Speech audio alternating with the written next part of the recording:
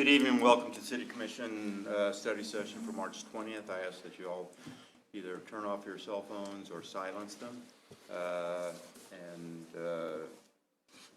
We are live on TV tonight, and obviously, and also taped at 7 o'clock and at midnight every day.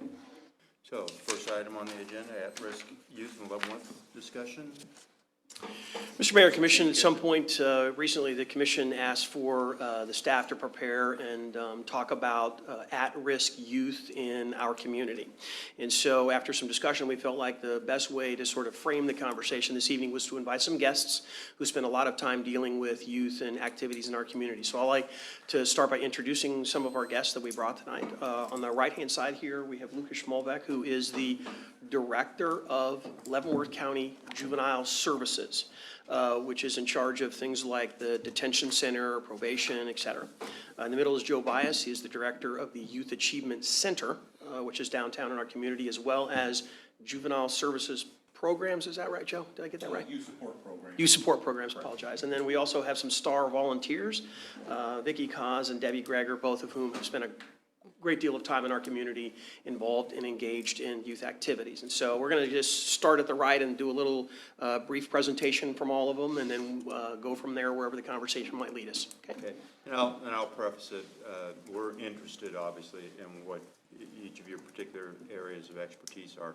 We're not here to say, why aren't you doing this or why aren't you doing that? This is your program, not ours. We're doing it for information purposes so that we are better informed and the public might be better informed. But we're not here to sharpshoot you on this one.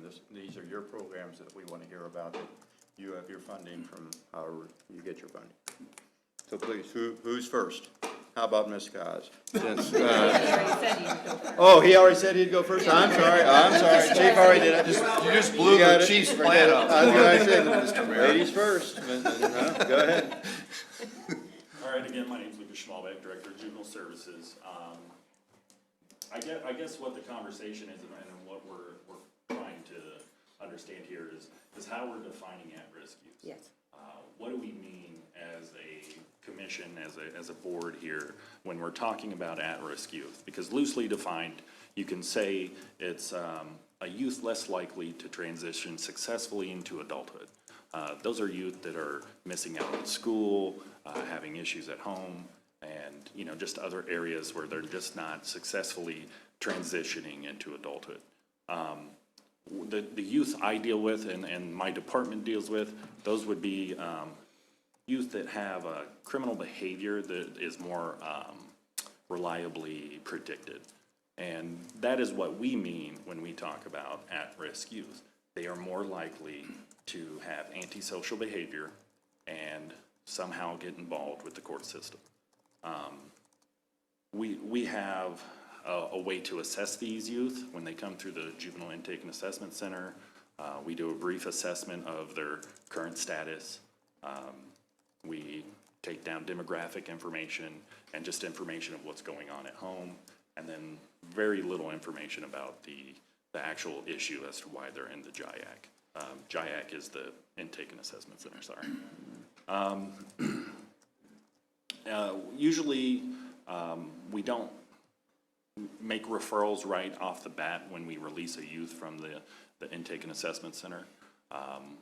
We do let certain agencies know, like the Guidance Center, for one. They're probably one of our biggest referral sources. And then we also have the programs through, I'm sorry, I'm kind of going blank here. Community Corrections, okay? So this is Kansas Department of Corrections. We do juvenile probation, okay? And we have a current program that actually Vicki Kaz helped us write. It is a mental health program for youth that are on probation and youth that are just in the court system in general. And this is pretty much, groundbreaking for Leavenworth. This is the first time that the courts and the Guidance Center have real communication. We actually have clinicians going into the courtroom, and we can make referrals on the spot right there. This means we can intervene in that youth's life and address those needs that are being needed to be met, so. And then I also run the JCAB, the Juvenile Corrections Advisory Board. And we do fund prevention programs within the community, and it's actually the district, so that's Leavenworth and Atchison counties. In Leavenworth, we do have the Youth Achievement Center and the programs that they run out of there. We also have the Lansing After School Program. That is for middle school age kids, kids that are having issues with inside the school. Go to this small, I think it's an hour or two, after school type program. You run that? I don't necessarily, we fund it Okay, through grants from Kansas Department of Corrections. okay. And then Atchison also has kind of a after-school program. And those are the three prevention programs that we do. Prevention programs have to serve three types of youth. Okay, primary, secondary, and tertiary. And to sum that up, the primary and secondary are just youth that might not be involved in the criminal justice system, but might show those risk factors. Those are the at-risk youth that we're probably talking about today. And then the tertiary youth, those are youth that are actually involved in the criminal justice system. They're either on probation or awaiting sentencing. Question. The juveniles that you see that commit the crimes, do majority of them come from single-parent homes? I believe the data does reflect there is a large population from single-parent families. By definition, the tertiary ones are the ones that you obviously meet up close and personal because you're in the court system. That's where they are. The primary and secondary, do you directly see them, or does your office just fund these programs? Correct. We just fund the programs through the grants, and it would be more so Joe and the other programs that would see. So the juveniles that you see usually have already stepped off that cliff somewhat, you know, that they have already been identified as, well, they're in the court system, so they've got some issues. Correct. That's what you're dealing with, okay. Correct. And our goal is to address those criminogenic Right. needs of theirs and try to address and like focus the programs to reduce their risk factors. What's the recidivism rate for the juveniles? That is a good question. Recidivism is one of those loosely defined things, just like at-risk youth is. Yeah. You have to have a definition for it. In Leavenworth County, I don't know if we have a definition for recidivism. Well, repeated offenders. Right, right. What does that mean again? And so I know what you're saying. It is data that is collected by the state, but it's one of those things. It's hard to track. It's really hard to track because one, it takes communication between different departments and divisions within the state, and so there is no definite answer. I do not have those numbers right now with me. I think we can get those to you guys though. It would be good to see. Right. Yeah. Is the Juvenile Corrections Advisory Board are you the chair of that board? Correct. Is that a county organization, or is that a? Judicial district. It's, yeah, so that's Leavenworth County and Atchison County. Okay. It's both counties. All right. And I guess another thing is when we're talking about trying to identify the programs we need, I think collecting information is important. And myself and Vicki had a conversation a few months back about, what is the name of that survey, Vicki? The Communities That Care survey. Communities at care? That care, That care. and that is an issue for our county, so. Right. All of the school districts are offered the opportunity to have their students participate in the survey. And I have the survey on my iPad here, or the results and things. However, there's an issue. The state decided in their infinite wisdom that after years of administering the survey just automatically at the first part of the school year or during the school year, that they would now make it to where parents had to opt in. So letter goes home, or the form goes home to the parents, they say, yes, my student can take this survey, they send it back, and the school administers the survey to the students who have had parents return the forms. Well, for 2 years, there were no surveys completed in Leavenworth, in Leavenworth County. So there was the data for 2016 and 2007, the 15 and 16 are absent. There is no data. In 2017, a small pocket of students took the survey, but they weren't from USD 453 to get the statistically reliable data that Greenbush then disseminates to the school districts to go over and see what the results are. So it's kind of difficult to look at our survey results and say, okay, this reflects the city of Leavenworth. And worse yet, from my point of view, there were no survey results from the high school level. All of the survey results came from middle school to elementary school. And one of the things that you have to understand about prevention is there's also different levels of prevention, and there's different forms of prevention. There's universal, and then there's targeted, and there's just different ways of implementing prevention type programs as we speak about prevention. And so and people a lot of times don't even understand what prevention might look like or what it might be. Even having kids do competitive jump roping after school, that is prevention. That is primary prevention. It is good stuff, but people don't realize that's actually prevention. Kids participating in baseball, football, soccer, the art programs, any after-school type program, the Young Rembrandts that's offered in after-school settings, going over to the Youth Achievement Center and spending time with positive role models, participating in the activities that Unity in the Community puts out there and having the youth participate in that.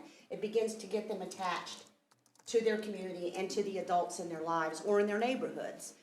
And so it's really difficult to see where our students are or our youth are in our community right now with the survey results because we don't have good data to base any decision on how to target for the primary prevention versus the tertiary, where Lucas can do his own surveys and figure out what's happening with these kids. But his results can give a pretty good idea of what's happening with the kids that have yet to enter the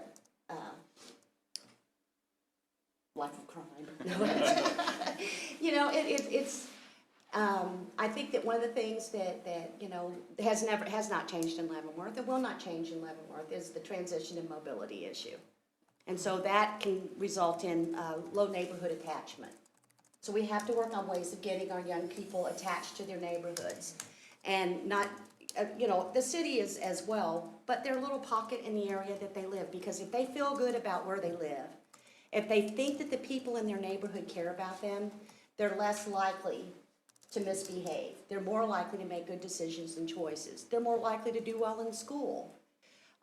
There's also the parent questions. And so if you have parental involvement in problem behaviors, meaning if you have parents that consume large quantities of alcohol or who use drugs and all of those things, that places a child at higher risk. If their parents don't express to them very specifically that these types of behavior will not be tolerated, then kids are more likely to engage in high-risk behavior. Yeah. So it's difficult to say, what are we offering? There's a lot of things offered. It's whether or not people avail themselves of the things that are offered. And so that also, to some extent, comes from family, connecting and trying to get their kids involved. But then we have low-income families that have a more difficult time, the access to those programs and services and activities, because to participate in sports or to participate in art classes or to participate in anything often comes with a fee. And they can't afford that fee. When they can't even afford to feed their children 3 meals a day and need to rely on assistance, they certainly don't have it to provide for the kids. So although there may be programs and services available, they may not be able to access those programs. And then it's getting parents, Deborah and I have many times tried for free to have activities offered, and Joe, to families that have higher risk levels. And to, you know, to get some of that involvement and family sitting down to the table, that's a simple thing too. Dinner time together. You know, we've tried those things and we had zero participation. So, well, we had participation once, yes, true. But, and I heard, and one of the things, and I think Lucas could probably kind of chime in on this, when there was the question about the Scared Straight program, it's ineffective. The Department of Justice at the federal level no longer even funnels any funds. You will not find a grant from the federal government that will support that type of program, or the Department of Corrections in Kansas to support that type of program, because they found that actually when they surveyed the kids that, because it was like considered to be the, you know, the grand thing of keeping kids out of trouble, and they found out after they went and did the longitudinal studies of kids that had participated in those programs, they were more likely to reoffend than kids that were in the group that did not participate. The control group had far fewer incidences of reoffending or moving on to higher levels of crime than the kids who had participated. And they're not specifically sure why. There's different theories. Some of it is that they may have induced more trauma on kids that were already traumatized.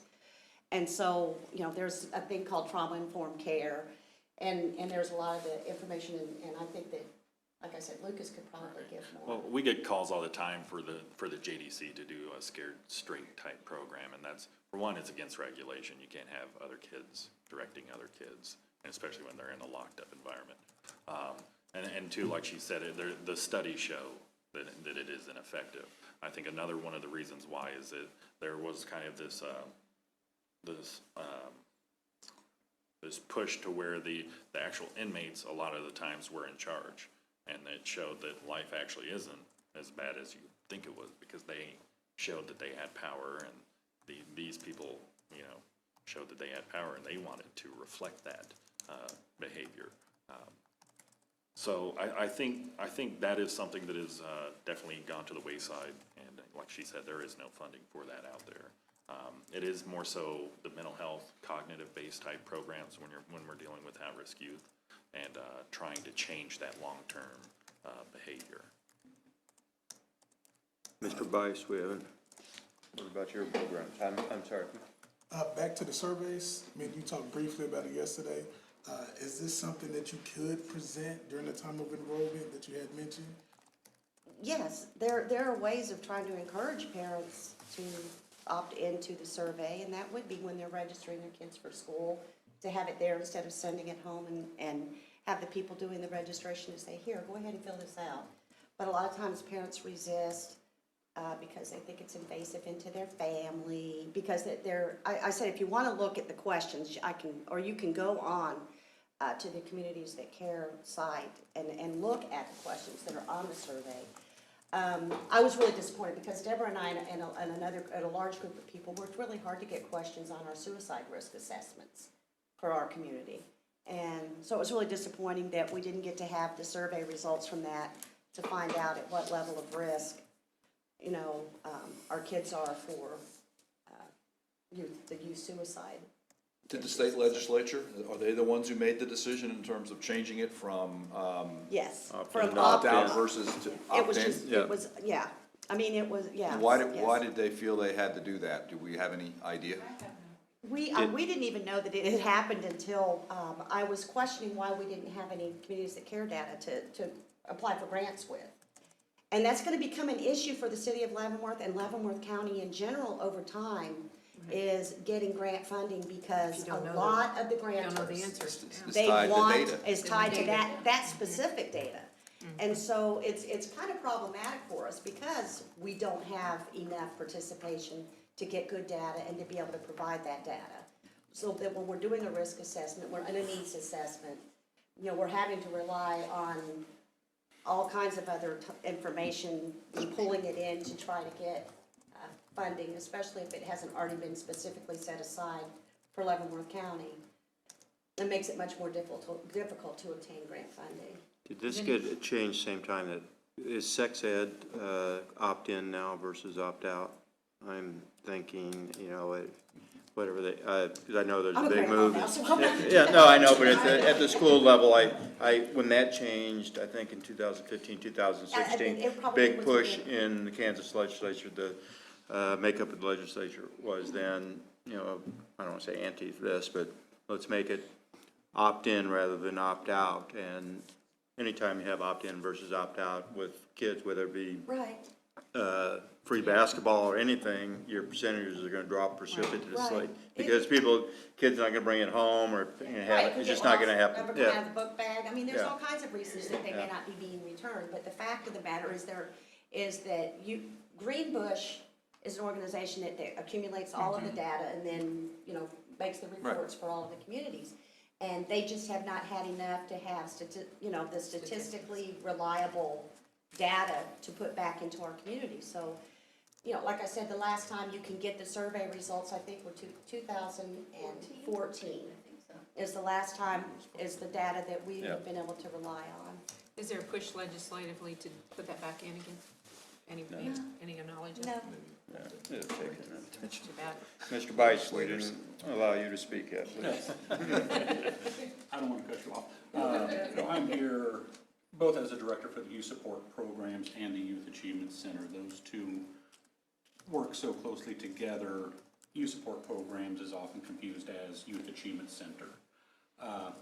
And like Vicki said, without the data that we need to apply for the grants and the funding, we are seeing a reduction, a very drastic reduction in funding, which directly affects the programs we can house out of the Youth Achievement Center and the youth that we can reach out to with youth support programs as well. The Youth Achievement Center itself is the actual facility. Right. We work with Special Needs Advocacy Partnership. We work with Girl Scouts. We work with Unity in the Community, Youth for Christ, Faith Evangelistic Church. We have drill teams at all use the facility at no charge. For the youth support programs, the other program that I personally oversee, that's our after-school and our summer day camp programs. We are offering tutoring and academic support. We work with Santa Fe Trails Bike Shop to do a bike ride. We do STEM-related activities. We work with Mrs. Cos and Mrs. Greger with the family meals. We've had video game tournaments. We offer life skills for high school youth. We try to keep the programs that we offer as wide variety as we can to entice more youth to engage with us.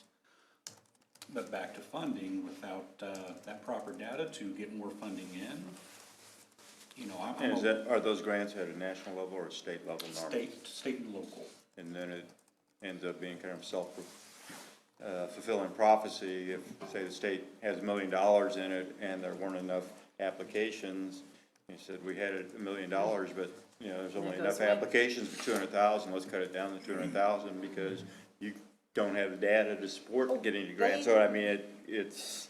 they never I can lack in applications, believe me. There is never a lack of having enough applications. It's that they have so many that it is highly competitive. Okay, so.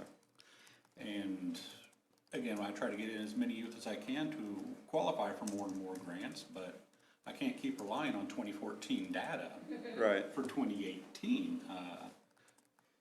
Working with Mr. Schmallebeck and Juvenile Justice Authority and Community Development Block Grants in the United Way, those are very small numbers that represent the bigger picture.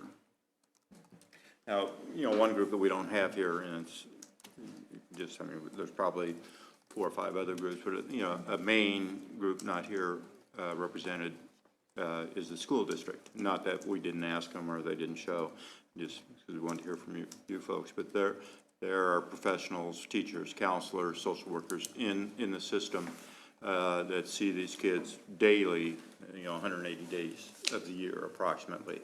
So they are also very good at identifying potential issues that they can refer to, I would say quite a few to you and steer them other places in the community, I'm guessing. And then the definition of at-risk, from a school standpoint, I think Leavenworth School District has approximately 50% of their children students in the district at risk, but that's a It's a different- definition is completely different. You know, it could be, part of it is income level. Part of it, if you have any type of disability, if you have a hearing problem, for example, you're considered at risk. A variety of things, and approximately 50% are at risk. And the way the school district says, if you're at risk, you get free and reduced lunches, and that's their kind of their criteria. But I know there's many organizations within the city, within the county, within the state that are available to people, and people that have direct contact with the youth of the community, and in your situations, and the teachers, and the law enforcement, and other people, very important. Hope that it works. I want to ask about the child protection team. I know, I used to be a member of that, and I know it's a little bit different now than it was. Are you getting the referrals? No, there has not been a referral from any of the school districts for a year. So Judge Gibbons is prepared to dismantle the multidisciplinary team as far as that group goes. We're still working on trying to salvage it and to get a commitment from the school districts to make the referrals. But I think that a lot of times now, because of some of the changes, I mean, and there's some of it's system changes. They're doing a lot of the Explain work. what it does first, or what it did. Okay, teachers were able to, or are able to, when they identify a child that is, has significant issues that are going on, and they suspect that there's just, I think it depends on what the situation is. A lot of times it's neglect that they're noticing, that it doesn't rise to the level of a DCF call, the hotline. Poor school attendance that hasn't yet hit truancy, or trying to prevent it from getting into the county attorney's office. The team is appointed by the court, and there's people from all the different disciplines that sit, and it's a brainstorming thing. Okay, how can we wrap around this family to prevent this child from entering into the child in need of care system, by helping to get things into place. DCF will come in and kind of help make recommendations. We try to reduce the fear of families of DCF in the programs and services that they do have to offer that are not, that is more like working on parenting skills. Support. Support. When you have a child, there's nothing, like if you have a child that's not well groomed, let's just say, and that they're beginning to get picked on at school, or the teachers are noticing or whatever, because they don't come to school real clean and well groomed every day. Sometimes because of life situations, or the cycle of poverty and different types of things, a lot of times it's skills that people just don't recognize. They don't possess because they haven't been taught. And so there's people that will work with and help and assist to get that type of training in place, and to get the parenting, the meal preparation, and all those things done. And that's all. It's a non-threatening group of people, and their only purpose is to try to give assistance and guidance, and to prevent any further entering into the child welfare system, because we don't want children to enter that system if it isn't necessary. Are any of you associated or work with Backpack Buddies? Familiar with it? I'm very familiar with it. Yeah. How many, every Friday, how many are going out? 400, 500, 600? Oh golly, what did you, just last night Sandy she said how many they prepared, and I can't remember. It's in the hundreds, yeah, it's in the Yeah, hundreds. It's in the 500, 600, I believe, that they send home, Yes. food that kind of, I don't want to say it lasts for the weekend, but it helps over the weekend. And they're not even in all the grades yet. Yeah. They're gradually The been- funding just isn't there. Yeah. The funding's not available, but we learned last night that there's volunteers that have put one into the Lansing Middle School, and that there is a pantry at Leavenworth High School, that is just stocked with donations. And one of the things that's happening that came out of a meeting that was last night that Jermaine and I were at, is that the group of people that they're gonna try to get all of the food pantries together and to begin to do a cooperative, so that they can kind of That'd be good. divide all Yeah. of the things up, look at what their needs are, and figure out, what are we not getting enough of, or what do we have too much of, and try to get all of that kind of coordinated and squared away to begin to help with that. You know, I know when I was on the school board, we picked one of the schools and we put a washer and dryer in there because some students would come in, Right. obviously dirty clothes, and the teachers or the counselors would recognize that, have some clothes, and Right, I don't want yes. to say do their laundry, but basically do that. Is that still going on in the school district? It's at the elementary level, at the high school level, and things like that. I think the stigma of that would be far too great. But You know, at middle first and school has a second grade. pantry. They have a clothing pantry at the middle school. And the high school has. Do they laundry too, washer and dryer? I think they just had the washer and dryer at the elementary. I think that is just an incredible idea. All of the schools should have a washer and dryer. And Yeah. I'm not sure how much stigma would be associated with it if it was done after school. Well, You know, I at mean- the elementary level, not as much. I mean, you start getting to be a freshman, sophomore in high school, you know, there's, Yeah. if you got a hair out of place or something, there's stigma, Right, no, but I'm saying, sensitive but kids it's a are lot better then. to be, I mean, they have, the high school students themselves put together their own clothing pantry to Yeah. help, you know, so that their peers could have, go Right. through and find clothing so Yeah. that there wasn't that, you're wearing the same thing 3 days this week. I Yeah. mean, you know, it's, kids are amazing what they will do for each other. Sure, That's really They're good. one of our greatest resources. yeah. One last question. Go I'm ahead. big on juveniles. so I can know, ask a I know, question. please, please. Just guesstimating, how many surveys do you think you would need in order to come up with the data that you need? All of them. All of them, Like 1,000, 2,000? at least. Well, you need to look at the student population, and then you need to look at what, you'd have to call Greenbush to ask them what is statistically, Significant. what is the, you know, what is their threshold of, There's 4,000 students in the Leavenworth School District. I would say they probably, my guess would be, they need at least 80% of it.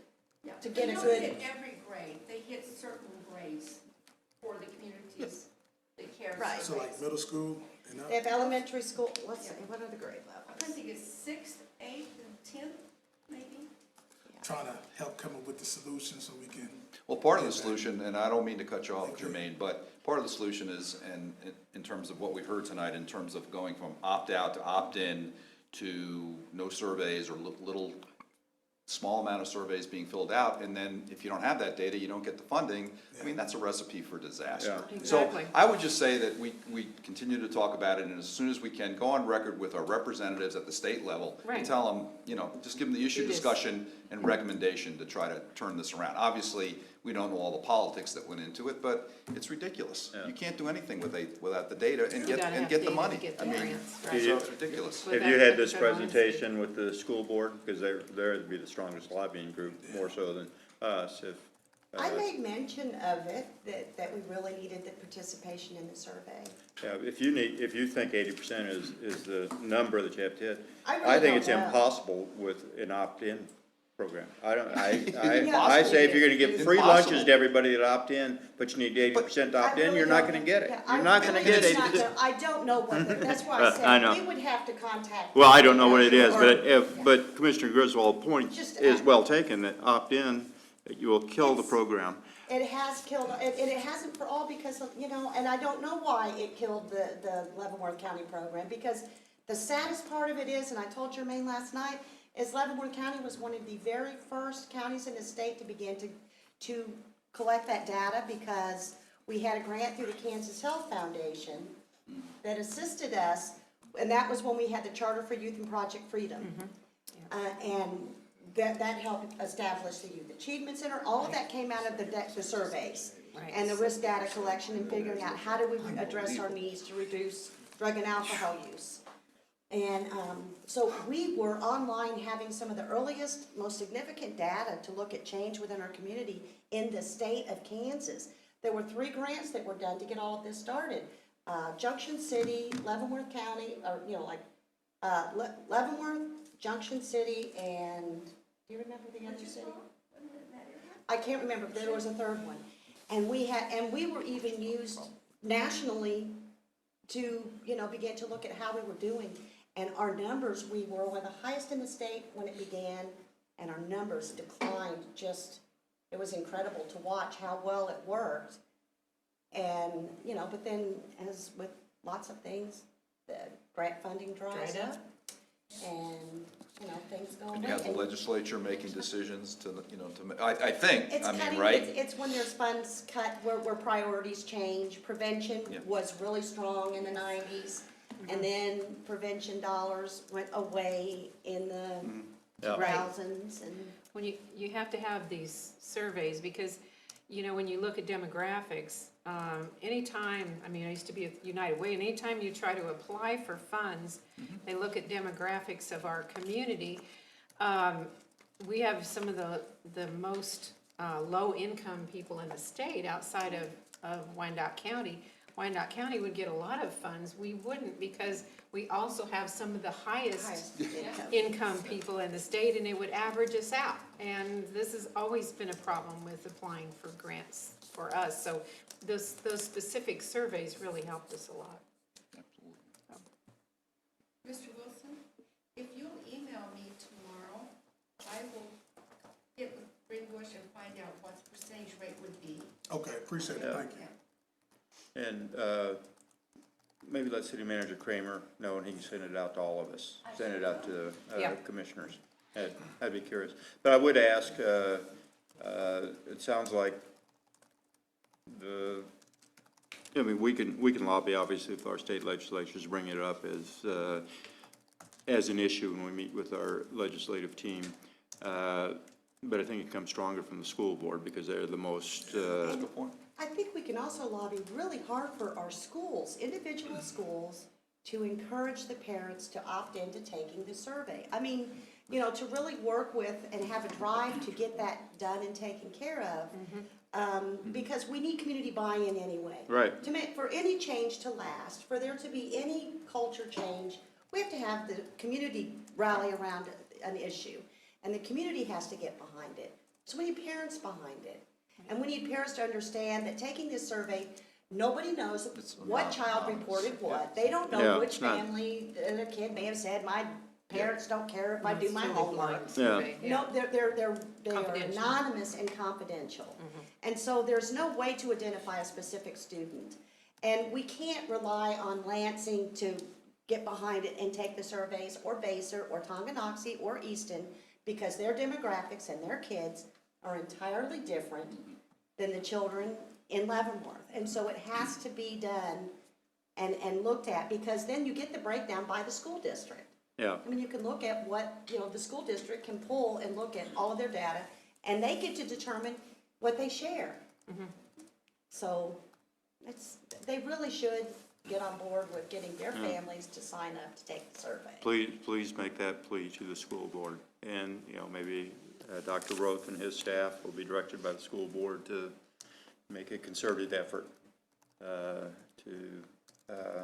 you know, get parents to opt in.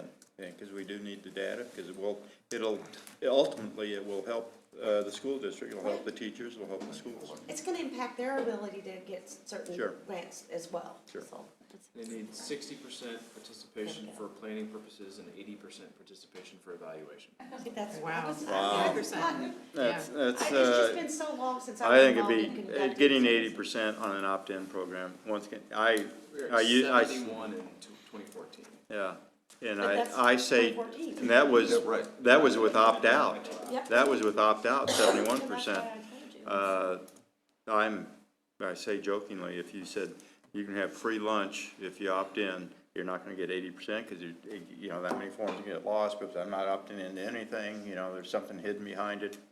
People have so many Right, and conspiracy that's why I theories said, going on all the sadly, time now. That- That, there's that nothing Chief like Kitchen's that gonna be happens. taking all these surveys, and he's gonna be doing something with it, or, it's that, Yeah, they have to know that they're anonymous. Yeah, That's amazing. yeah. The only thing that survey does is help. I mean, Yeah. really, there is nothing nefarious about the survey. It only does good. Yeah. And since you found it, you want to share so that they can, all the commissioners can kind of look at all the questions that are on the survey. How many questions are on this, just, I mean, generally? Oh, there were a lot. Okay. Yeah, Mr. and Kramer's gonna tell us here in about 30 seconds. I can see him, it's a he's, long survey. Yeah. That's why I said it's been a while since I was, Yeah. you know, actively involved in assisting with getting the surveys in the schools. Okay. But because I assisted with getting them to opt in, or let us get them in there to begin with. Who prepared the surveys, was it? Greenbush? Okay. And it was all began and the University of Minnesota, with Hopkins and Catalano, and, you know, and this is years ago, and they're a fascinating couple of people. I was trained to work with the CTC data and surveys by them in Washington DC. It is incredible. What can happen with it is amazing, Yeah. but people have to get behind it. Yeah, Yeah. yeah, you need it. And Okay. they always keep it very relevant, you know, Good for the- by tracking it on what's going on with young people in our communities or families, so they can, you know, get new data and track it. But like I said, we've been out since 2014. Yeah. We used our data and were able to obtain one of the largest grants in the state of Kansas years ago because we had that data and were able to effectively use it. And that's how we got Yep. the, you know, youth support programs and several other different Yeah. programs started. You found the answer. Yeah, 143 questions, so I mean, that's a lot. Wow. It's Yeah. wrong. Yeah, it's long. Well, I want to thank each of you. Any other questions from the commissioner? I think, you know, this is just one aspect. I mean, we've Yeah, got a there's- lot of things that we Right. can Yeah. discuss in the future, but Yeah. Ah, yeah, this is a start. This is I appreciate it, just thank you. identifying what the problem is and then I look at their options. I would really hope that the three of you and any other organizations can try to get on the school board's agenda to make the presentation and your plea for some of the things that they can do, because they have the daily involvement with the kids. Right. More so, they have more involvement with the children of this town than any other place, any other organization in the city. And include the other, after-school programs too, the There are Lutheran, things the going Lutheran on. program Yeah. and the Richtown Cultural Center program Right. and a lot of programs There going are on. a lot of that things We don't going even know on. about. Yeah, can I ask one thing? And I know there are a lot of great things going on, but how about, I mean, is there good coordination and synergy going on between the groups? Is there any room for improvement in that area? I'm sure there is, but any ideas in terms of where the groups could reinforce one another in terms of? Well, so many of us are not-for-profits, Right. that we're all in the same boat. Yeah. So we do have open lines of communication and ideas on how to not only build up programs, but also whether grants that might benefit one more than another. You share that information. And they work and play well, and then a lot of times, if you don't communicate well, it doesn't bode well, because what you don't want is two organizations in a Doing the community same going thing. after the same program or for Right. the same Okay. funding, because then the grantors think, oh, well, they don't communicate. Yeah. So there's a lot of that, and there's groups, the human services organizations and things that meet together and talk and discuss what's going on and what the needs are, so. I think There's a lot of Leavenworth, communication. the Leavenworth area is the Is best. amazing. Leavenworth and Leavenworth County is amazing on how they share information with And each other. collaborate, yes. Yeah. Well, thank you very much. Thank you. Thank you, very informative. Thank you, For your interest. gentlemen. Thank you. Good seeing you. Next item, semi-annual report from the Leavenworth Public Library. Our library director here. My turn? You're next. Yes, sir. Oh, sorry.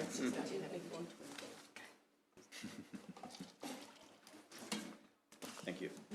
Well, I think that I have some information I'd like to share with you, but the tenor of the conversation that preceded, I think, lends itself pretty well to a couple of things. I'd just like to point out that the library is more than just a place for books. I am the secretary treasurer of the Human Services Council that's been meeting at the library for years. So there is a group of people who represent a lot of social service agencies and organizations who kind of use the library as their meeting place.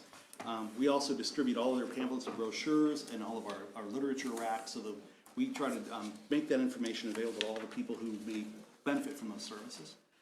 We maintain a food barrel from Second Harvest Food Bank, and every month we get anywhere from 200 to 300 pounds of food that's collected and then that goes out to the Catholic Charities Food Bank. This month, every March I do a Jeans for Food, so that my staff can wear jeans to work if they show up with some can of dried food. We also do at least once a year a Food for Fines drive, and that's usually brought in over 1,000 pounds in a month of food for, again, the Catholic Charities Food Bank. And our main role, and you probably remember when we did the survey here with all the commissioners. January, February 2017, we surveyed about 19 different groups about the best way the library can serve the community. We had 405 individual surveys collected, and the choice was clear that our primary role should be to create young readers. The board formally endorsed that, and I think you have a copy of our strategic plan in the notebook But basically, the concept is that children from birth to 5 will have programs and services designed to ensure they will be enter school ready to learn, read, write, and listen. I'm not sure if all of you are familiar with the 30 million word gap. Does that ring a bell with anybody? No. This is actually very interesting research. It was done by 2 people from Kansas University, went into 43 households in Kansas City, and actually recorded every word spoken in those houses. And they selected various socioeconomic strata to do this research. And they found that there were literally, in the number of words spoken to these children in a day over a 3-year period, there were 30 million words different. Fewer words in some families than others. And the outcome, they were also able to track the future school success and other, basically the path these kids were following. And it was obvious that the number of words that a child hears by the age of 3 really has a heck of a lot to do with their future success, with their ability to communicate. And in sometimes in the areas or the families that were using the fewest words, they were also the ones who were the most negatively reinforcing. That they were, they were talking to their children, but not in a way that encouraged them, not in a way that stimulated, not in a way that made them feel like they could be a success. So we are tackling a few of the, initiated a lot of new programs, and for the next 3 years are really going to focus on that, trying to do what we can to close that 30 million word gap. We started lap sit story hours for children 6 months to 3 years of age. We started those in January. And that's to let parents know that 6 months old, it's not too early. No. We're modeling behavior. We're doing, our librarians are doing finger plays and nursery rhymes. And again, modeling behavior. Hopefully we're attracting the parents who maybe never thought about this before. Is 6 months really, should I really do this for my child? We were doing a teddy bear story time that started in February in the evening because so many families work. They don't have access to an afternoon program, to a morning program, or sometimes even to a weekend program. So we're doing that. We haven't begun this yet. We're still researching a few things, mostly looking at doing our budgeting for it. But there's a program called 1,000 Books Before Kindergarten, and it encourages parents to read to their child basically 1,000 books before they enter school. We would like to include a free book for each 100 books that a child reads. Special invitation-only events for children who read at least 200 books a year, or their parents read them 200 books a year. And T-shirts. So we hope will stimulate interest. If someone in a grocery store sees a little kid walking around with 1,000 books before kindergarten T-shirt, well, what is that? Where'd you get that? What does that mean? How does that program work? We're doing books for babies, which is an interesting concept, but it's been used very successfully in a lot of libraries. We're working with St. Luke's to get a package, basically a tote bag with a couple of board books. We originally thought of putting a teddy bear in there, but the concerns about allergies and things like that made us, and also we couldn't find any teddy bears that weren't giant and expensive. So we've identified little rubber ducks that will be the right kind of plastic, so it won't have I can't even remember the name of the chemical that people try to Latex. avoid. Yeah, latex. Paraben or Oh, something. yeah, the PHP. That's the yeah, one. right. There's no hole in it that will, let water in and turn it into a little bacteria farm. And on the bottom, there's a little circle, and if you put it in the water for a few seconds and turn it off, if it's red, the water's too hot, if it's blue, it's too cold. So it also serves that purpose. And again, the idea is to introduce the very newest parents that here are a couple of board books, here's some brochures about the library, here is a brochure about tips for making reading and literature a part of your child's life. How do you acquire the from books? today. People just We donating get a books or- state grant of about $10,000 from the state of Kansas. Now, that money has dwindled as well. It used to be about $30,000 not that long ago. But we plan to earmark that entire fund in 2000 for this year to purchase some of these materials and supplies. We also take donations from citizens if the books are in good shape? Well, we usually put those out on the sale. Okay. As we just want to make sure that Okay. we kind of know what the source is. Sure. And our marketing librarian, our children's librarian, also very successful at soliciting contributions for our programs from local businesses. They got close to $6,000 or $4,000 worth of donations for summer reading alone last year. Not all of it, none of it was in cash. There were some donations, but a lot of it was in prizes and things like that, coupons and incentives for reading. We're emphasizing early literacy on our website, although our website for the last 48 hours has been a bit challenging. We email monthly literacy tips and links to online resources to the parents of preschool children. We regularly search the internet to try to find a good website that will give you tips, give you activities, maybe plans, how you can make a trip to the grocery store, a reading lesson. And we send those out. We place a lot of links to great tools on our website that, again, parents can use to help provide activity plans, encourage them to engage their little ones, and basically teach them how to teach, making literacy come to life in their families. We're doing outreach. We've been making visits to Leavenworth schools pretty regularly, but we really want to focus on that. And it's mainly because, as I think the three people here earlier said, you invite a program and you open the door and no one shows.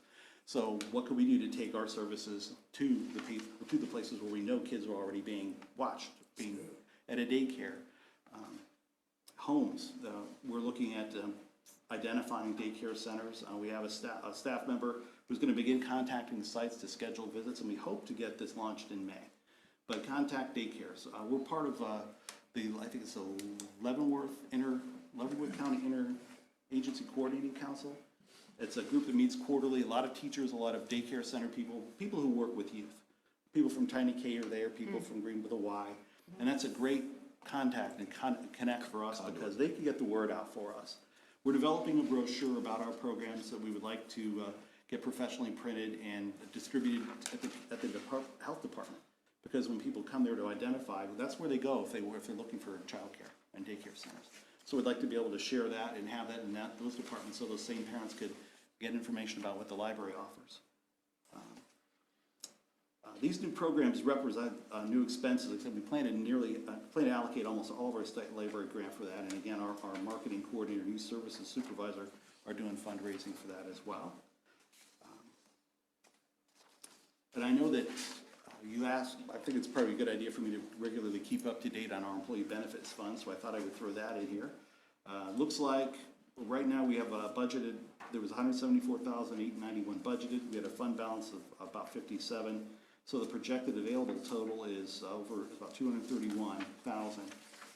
Projecting expenses through the end of the year, there may be a $13,000 need, but we're not quite sure. A lot of that depends on when we hire some new positions that were just created. So we might not need any change in the mill rate at all based on when we hire a couple of new staff members. Do you have some staff positions that aren't filled right now? We have some that are not filled, we just created two. We're having a problem retaining staff. Oh, really? We did salary adjustments a few years ago, and we thought that would be a nice way to attract and keep quality staff in the library, and that has helped. But literally the number of hours, I think, has become a real issue. We had an employee who literally lived across the street from the library, took a job in Missouri because they offered full-time. So we waved to her, she left. She was a great resource. She had a degree, was running a reference department, and was doing a great job. So we are going to hire two full-time positions and a part-time position. And we were advertised for those, and we're looking to try to build a core of people that we can maintain and keep on staff for. So the woman that you talked about did it because she's going to get a higher salary, or? Mostly it was hours. Mostly hours. Yeah. Okay. With benefits? Yes. Yeah. I'm sorry, go ahead. I was gonna say the general library activities, of course, are always going on. We're planning summer reading right now. We have almost all of those plans set. We're gonna do a fundraiser on Friday, June 1st. We're gonna have a quintet from the Pablo Sanhuesa, I think it's the Latin All-Stars group from Kansas City. They put together a quintet who's gonna come and play at the library. We've done those events 3 times now. Each one's been very successful and a lot of fun. Free beer, free wine, free snacks, and music. And Yeah. this commission saw fit to allow us to serve beer and wine only after hours, only adults allowed, so. What is the date of that again? June 1st, Friday, June 1st. And the times Free so liquor. the general public knows? Doors open at 7 p.m. Free beer, June 1st. June 1, okay. That's Hey, good Matt, for- you mentioned that you were on the That's Human really Services Council. Yes. What, is that an organization within the city or the county, or what is It's that? Leavenworth County-wide. It's Okay. open to, and this organization's been around for a good number of Okay. years. It's anybody that works, mostly nonprofit and social service agencies. And they meet the third Monday of every month in the library, and they share information. We have a new format where we do a forum on different subjects. And every month, this month was transportation, last month was youth services. The month before that, I think, was, education. So there's kind of a different focus, and members of the organization serve on a panel to talk about the issues and answer questions and just share information. It's a really good way for people to understand how they're doing, what plans and organization, or what things they're working on that they can cooperate with and collaborate with, and about new grants and opportunities. Are you the chairman of that?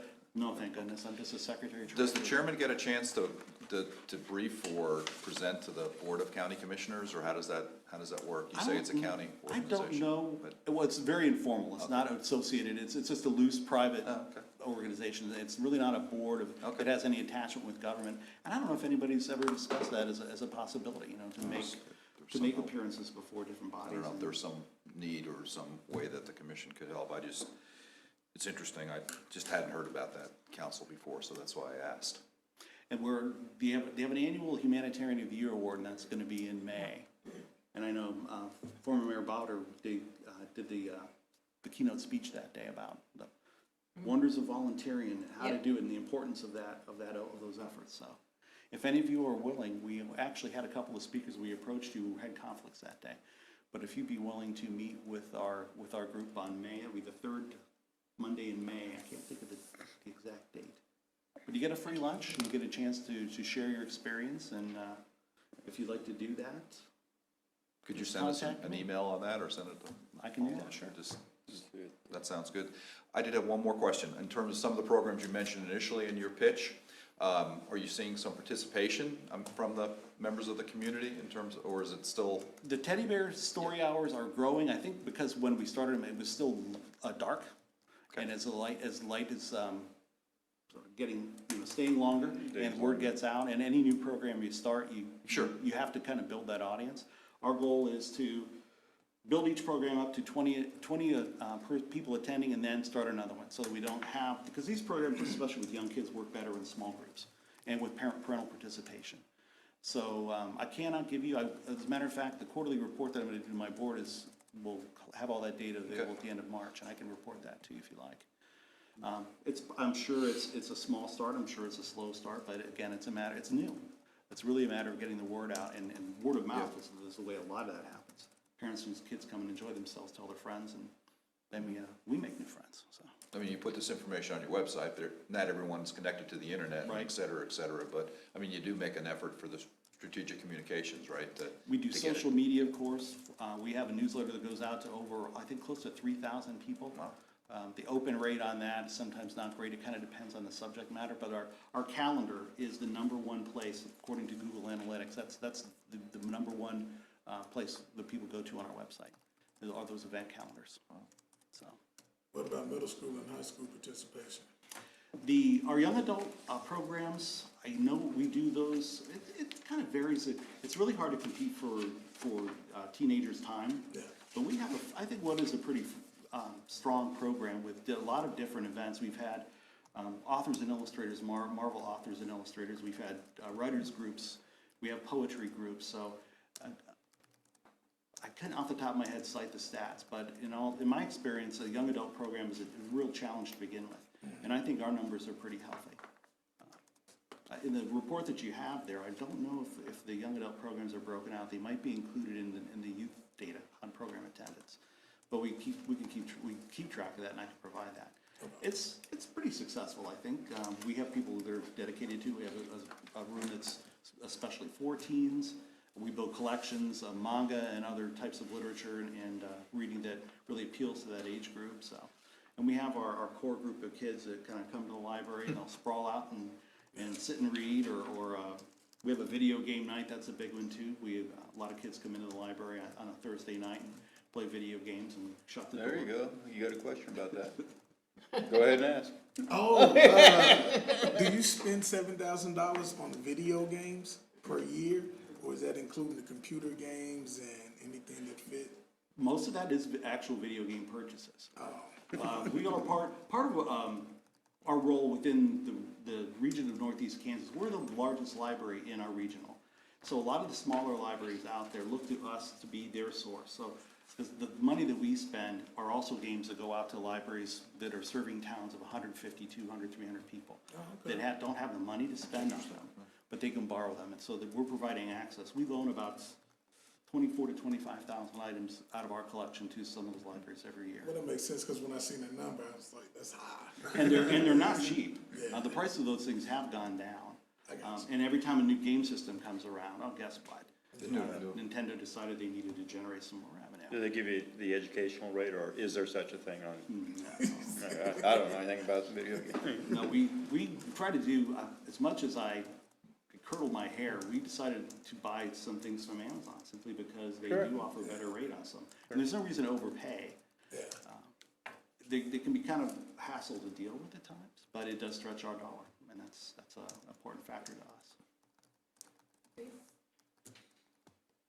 Well, thank you very much. Thank you. Thank you. Is there Thank any you, sir. questions or? Great program. Thank you. Next item, LCDC, semi-annual report. I was waiting for you to jump on that one, that's why I hit you.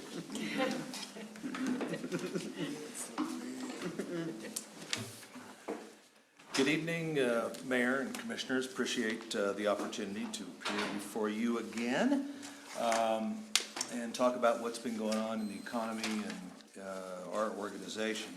Our local economic indicators, my attempt to squeeze as many numbers and dates as possible and arrows. And the reminder is that if it's blue, it's good, whether the arrow's going down, like unemployment rate, or number of jobs, or those employed going up, I put it in blue. And so everything is trending good compared to last year. The unemployment rate in January of 2017 was 4.9% for the county, and in January of this year, 4.3%. It also went down in Kansas from 4.1 to 3.5%, so that's good. City of Leavenworth, the unemployment rate a year ago was 5.2%, now it's 4.4%, and as unemployment rate has kind of gotten a bad rap over the last several years as people realize that it's not the be-all, end-all data point it often had been. And so we also include those employed. And the number of employed people in the city from January of last year to January of this year went up 266. So that's good. There are circumstances, if the labor force decreases, where unemployment rate could decline, but also those employed could decline. So unemployment rate's going down, the number of employed going up. The balance of county, we can disaggregate the City of Leavenworth's data from the rest of the county. We can't get information for Lansing specifically, or Basel or Tonganoxie, but the balance of county, everything but the city of Leavenworth, was 4.7% a year ago and is now 4.2%. And the number of employed went up 636 in the last year. What's interesting to me about those numbers, the 4.3% in January of this year, the county unemployment rate, the 4.4% for the city of Leavenworth, and the 4.2% for the balance of county, is that they're within a couple of percentage or tenths of a percentage point, which is the closest that I've seen since I've been presenting this to you for 3 or 4, 5 years, and even going back further than that. There was a time, I've been doing the job long enough that I remember the recession of 2008 or 9, and when the unemployment rate in the city of Leavenworth was 10%, 9 or 10%, and the balance of county was high, but it was 5 or 6%, and there was quite a bit of difference between Leavenworth and the rest of the county. And right now, there's not much. It's all around the 4.4%. One thing that I don't have enough room to include here, but I was curious, and that is, because I'm here to tell you the 4.4% is not bad. It's better than 10%. We always want it, I guess, lower, but if we're gonna try to sell companies on coming here, they don't want to see 2 and 3%. And we've been told by site consultants that if you've got 2 or 3% unemployment, then they're probably not going to be looking at you. So we're in a pretty good position to argue that we're not 10% or 9%, which might indicate an unhealthy economy, but we're also not 2%, and there are some counties out west that are 1.7, 2.3% unemployment rate, and that's not very attractive to new businesses. But I thought it would be interesting to look at some of the surrounding area. Wyandotte County's at 5.8%, which makes them pretty attractive to the Amazons and distribution centers and stuff. Atchison is at 5.1%, and Jackson County, Missouri is at 5.2%. So those are counties that are higher. Counties that are lower, Platte County is at 3.7%. Douglas County is at 3%, and I've seen it at times below 3%. And Johnson County is at 2.9% right now, which is amazingly low. But, so we're right in the middle of some of the counties that we surround, I think. Is Johnson County lowest in the state? Johnson County? No. Oh, you said Yeah, some out west. yeah, in 1.2. western Kansas, Yeah. some, but lower than Sedgwick County, lower than. Of the major Of the counties. major, the 5 or 6 largest ones, I think Leavenworth is the 6th largest, and of those, it's the lowest. So 2.9? Yeah. Study economics, they say 3% or lower means full employment. It basically means full Yeah. employment. Yeah. And I suppose, I mean, Johnson County continues to grow. Johnson County continues to be a place businesses want to locate, even with a 2.9%. But when you've got 500,000 people on up, compared to a county, although we are pretty large out of the 105 counties to be the 6th largest, we're still at, 80,000. And so there are a larger, if not percentage, gross number of people looking for jobs. And I would say, and I'm going to talk about it in just a little bit, the labor shed study that the Docking Institute at Fort Hays State did for us in 2009, and again in 2012, and then a third time, Mid-America Regional Council hired them to do a MSA look at the counties that they serve. And then we disaggregated, we paid a couple $1,000 to disaggregate that data, so we have Leavenworth County data. Showed that there are, and this was in 2015, 24,000 people in our 6 or 7 county labor shed where we are sharing workers and they're coming in or we're sending folks out. And the Docking Institute broke that down by zip code, but that there were 24,000 people that would be willing to go to work or consider a new job or a job at all, at $15 an hour.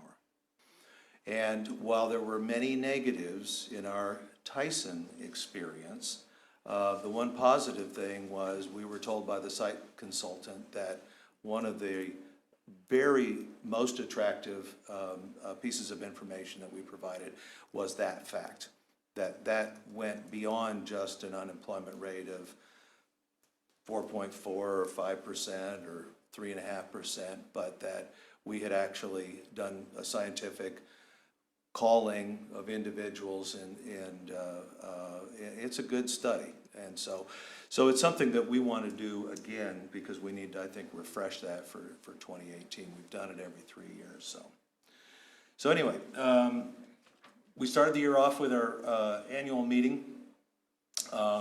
We had Bill Martin, who I think some of you knew, who was our LCDC, actually it was LAD back in the 80s. In 1981, he was our first director of our organization.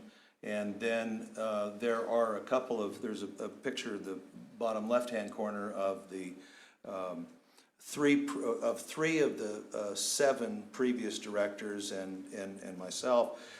Tom Reeder had a successful career in the Kansas City area, and one of his stops was here, and Brian Starner, who's in between Tom and myself,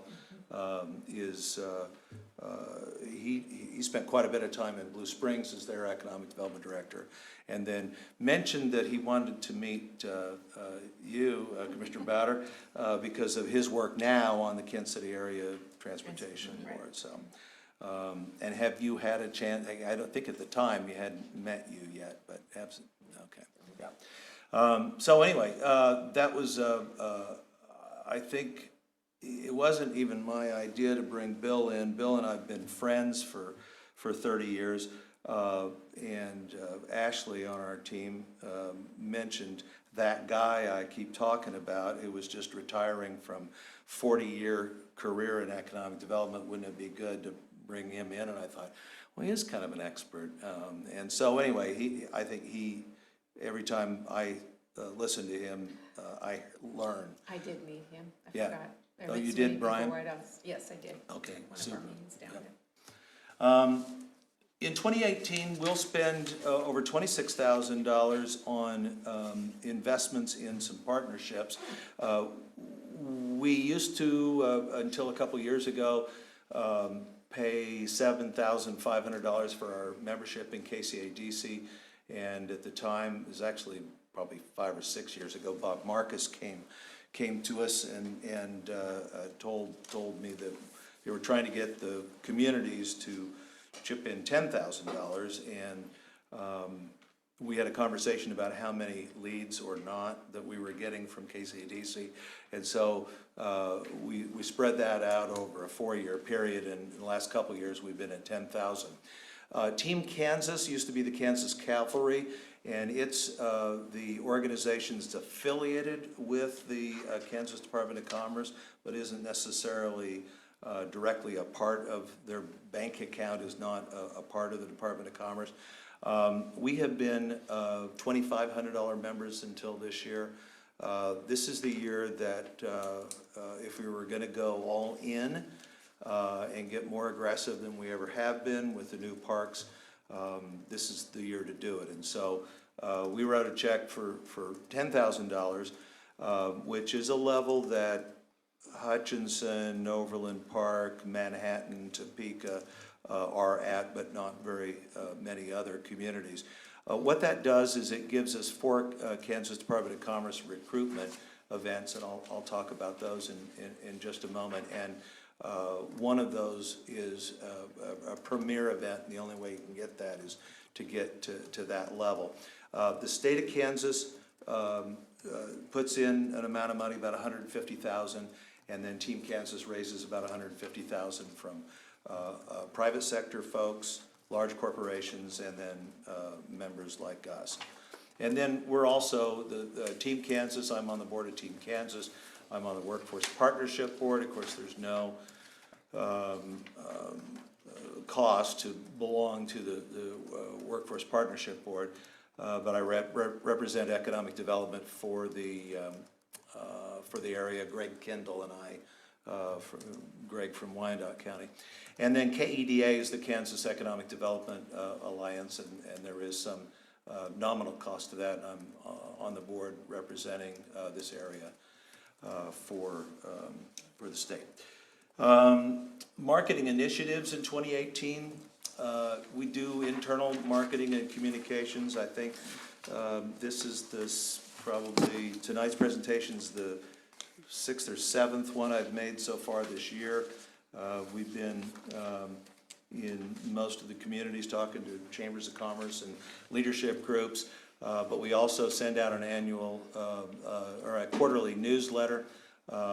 We missed a couple of quarters last year because Ashley was out on maternity leave, and so she's back, and we've got Lisa now who is handling that, as well as our annual meeting, our golf tournament, save the date, September 12th. You guys always do well in that. And the VIP event will be held again in November. External marketing, KC Options ad, that's something that typically costs us $2,500, and they messed it up a little bit last year.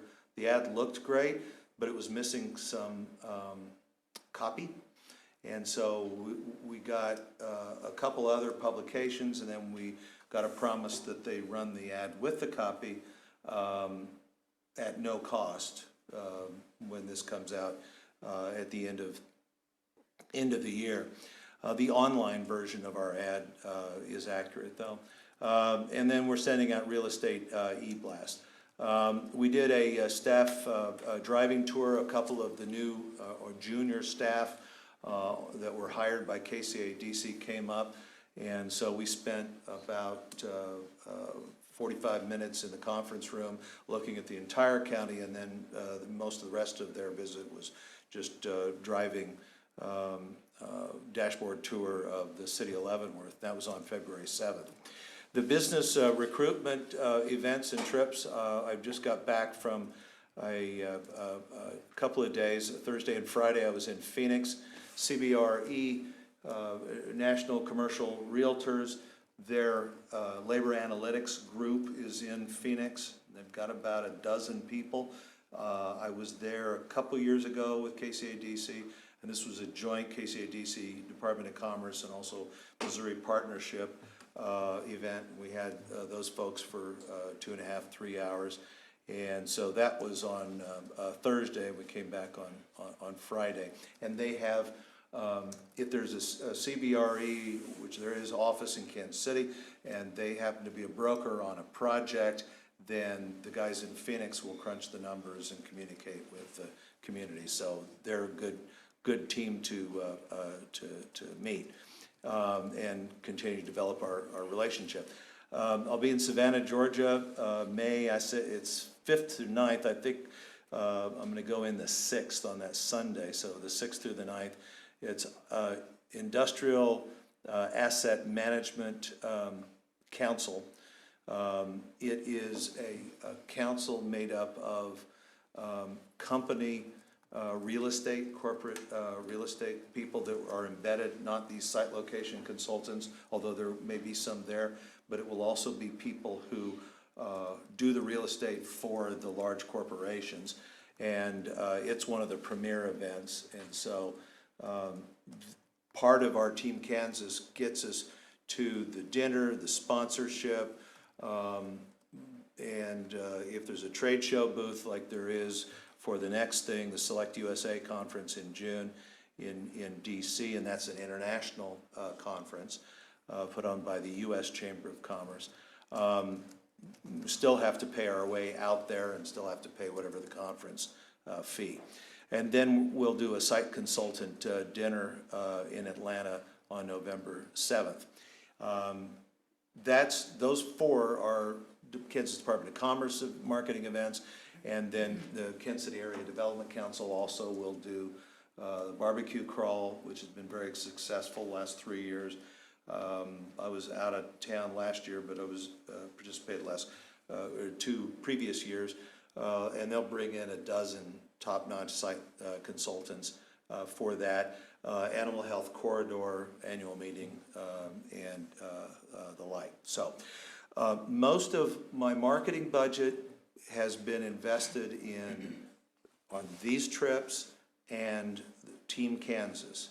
Beyond that, I don't have a lot of money, and that conversation is going to happen with my executive committee and the board. If I drop down here a little bit, we'll discuss next steps. I've been working with a marketing firm the last few weeks. We've been talking a lot about it, and now we finally found the time to sit down with them. I'm going to get ideas for enhanced advertising, bumping it up, perhaps a new website, more e-blasts, more outreach, and the executive committee has postponed their meeting from the 23rd, this Friday, to the following Friday. So our president, David Schrader's out of town, so we'll meet on the 30th. And so what I'd like to propose to them, and I've talked to them about it, so it's not new news when they see this, is that we really need to go beyond what we have budgeted for our operating budget and do some one-time things perhaps, or even things that might be this year and next year, and we do have reserves in LCDC. There's been discussions at the county level about reserves at the Port Authority, but we also have reserves in LCDC. And now would be the time, I think, to dip into those and do things like the labor shed study. I'd really like to, that'd be one of the first things I'd recommend. And the first 2 times we did that, it was about a $14,000 cost, so I'm expecting that might be about $15,000. And let's see, oh, and then, did I? That's the next slide. Yeah, I think I skipped over the meeting we had yesterday. Paul and Taylor and I met with some of the top people at Newmark Grubb Zimmer, specifically about the Leavenworth Business and Technology Park, discussing what kinds of businesses might be a good fit, target markets for the park, zoning,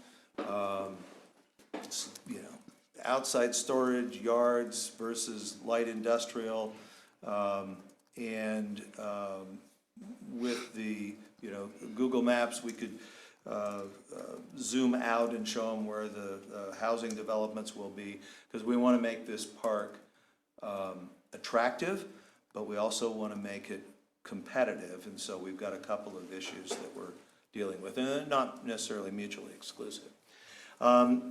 Also, in the new initiative arena, Leavenworth County Port Authority, Dan Gutschall is leading the effort to resurrect one thing that Gary Carlson started 20-some years ago, and that's the building spec buildings, these 10 to 20,000 square foot metal buildings. Built 6 or 7 of them, and that's great, but in 2008, 2009, 2010, not a lot of people were looking for 5,000 and 10,000 square feet, and certainly we're rare that we're going to get those from the Kansas City Area Development Council or Department of Commerce, since they're dealing with little larger companies. However, we have seen increased need for them, and we have been reaching out enough in the development community that we're getting people calling us for smaller buildings, and so we thought that might be an opportunity. And so Dan is leading that effort as a volunteer. Dan was on our board and switched banks and went over to the Missouri side, working a bank there, and now is back at Citizens in Lansing. So, What type of businesses would be interested in the spec buildings in general? they could be some commercial. I'd tell you, RFM Seating in Lansing off Gilman assembles chairs like this, office furniture. One of the spec buildings in the industrial park is Canaan Stoneworks. Oh, yeah. So companies like that, it's a nice size for companies like that. And we really have designed the new business park to accommodate some of the smaller buildings like that, and we've got a picture of how that might look. Certified Sites program is something that some of these site location consultants figured out a way to make more money, and that's by charging communities $20,000 or $30,000 to come and tell you whether your site is blessed and certified by asking you 400 or 500 questions. And so the state of Kansas is modeling a certification program after the state of Missouri, which was started by KCP&L. They funded it, and so we're using their guidelines, and we have been advertising KEDA for a part-time director in the next, hopefully we'll have somebody in the next couple of months. That job announcement's been out there for about 45 days. And then it's my plan to have these 2 new business parks certified, not only for whatever, and it might be debatable, marketing cachet certification might mean. It may mean something, but more important than that is to answer the 400 or 500 questions, because I had a project that came in a couple weeks ago, and 3-day turnaround, and scrambled to get something that was 90% filled out. And so we really, that would be very helpful if upfront we take our time now. And Ashley has just gave me her first section, that she's been going through. And it would be nice to have a file on the park so that we know every size of every utility and what every core boring says, and we have it in one central place. So there's a drone photo of the new park. You've got storage box in the bottom right-hand corner. You've got the new building, the expansion in the upper right-hand of cereal ingredients. And then you can see a little bit of water where the detention area is. There's also a detention area just to the north of that at the corner. And it doesn't show the full 80 acres. The Gary Carlson Park's 80, this is 80, 81. But the road will start about where that entrance is, and then dogleg off to the left, and then head straight north after a while. Part of that is because of the major gas line, but part of it is the thought that if you're building a 10,000 square foot building, which we've done in Gary Carlson, and you've got 3 acres and it goes all the way back, you could build a couple of those. You don't need the depth. And so we thought close to the housing, it might make more sense on the west side to have smaller buildings than the larger buildings that may go to the closer to Gary Carlson. And I say ready by July 1. I think that's your deliverable date, but you were saying that we might be able to get it before that. a schedule, but we'll see if the spring brings. Yeah, but that's road, sidewalk, lights, utilities. It'll be shovel ready. I thought you might also like to see the Tonganoxie Business Park. The city purchased 237 acres back in 2008 and 9. And they've had me traipse out there on 222nd Street, County Road 1, and try to sell it when it was a soybean field, and I think maybe 50 feet in the air. It was not a perfectly flat piece of land by any means. Well, it's all graded about at the same readiness level as the Leavenworth Park, and a company that came a couple years ago and was looking for something that was maybe not as polished location and wanted to get out on I-70 quickly. Unilock from Aurora, Illinois announced that they would be coming, and so they're going to take the first 34 acres there. Some of the other projects from the in the city, there's a Jones Lang LaSalle office search. This is a defense contractor.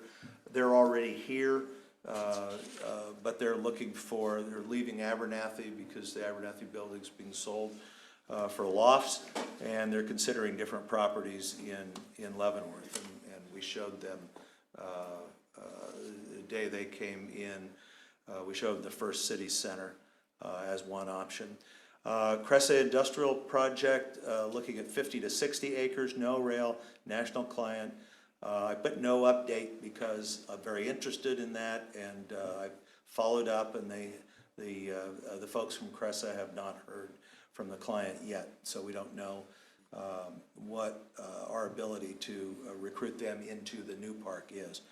Project Hike, we're looking for 12 to 15,000 square feet for a warehouse, 6 to 10 jobs, plus some seasonal, $15 an hour. We pitched the former Country Mart.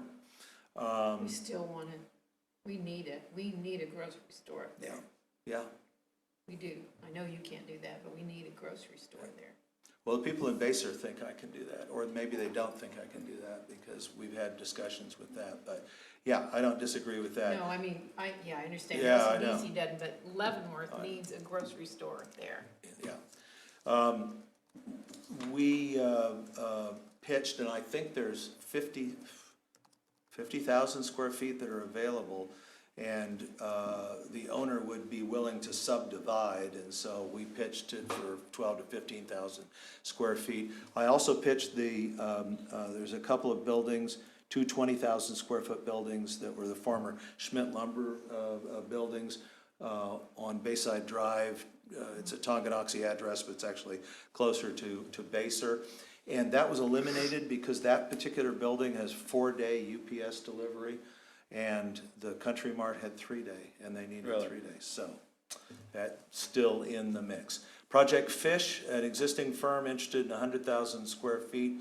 Again, they're an existing firm in the county. We've shown them Gary Carlson Park, the new business park here, as well as the CMOP building if and when the VA leaves that building. It's not 100,000 square feet, but it's 70, and it might accommodate their needs. The VA CMOP, I've been telling folks that we didn't have a building that size, and I know the mayor reached out and others reached out to me. It's like, have you thought about this building? And so First City Center submitted their building, even though there's only about 30,000, 35,000 square feet available as of today in there. There's some moving of people around. They could build another building, move Janko into that, and come up with the 88,000 to 100,000 square feet the VA needs.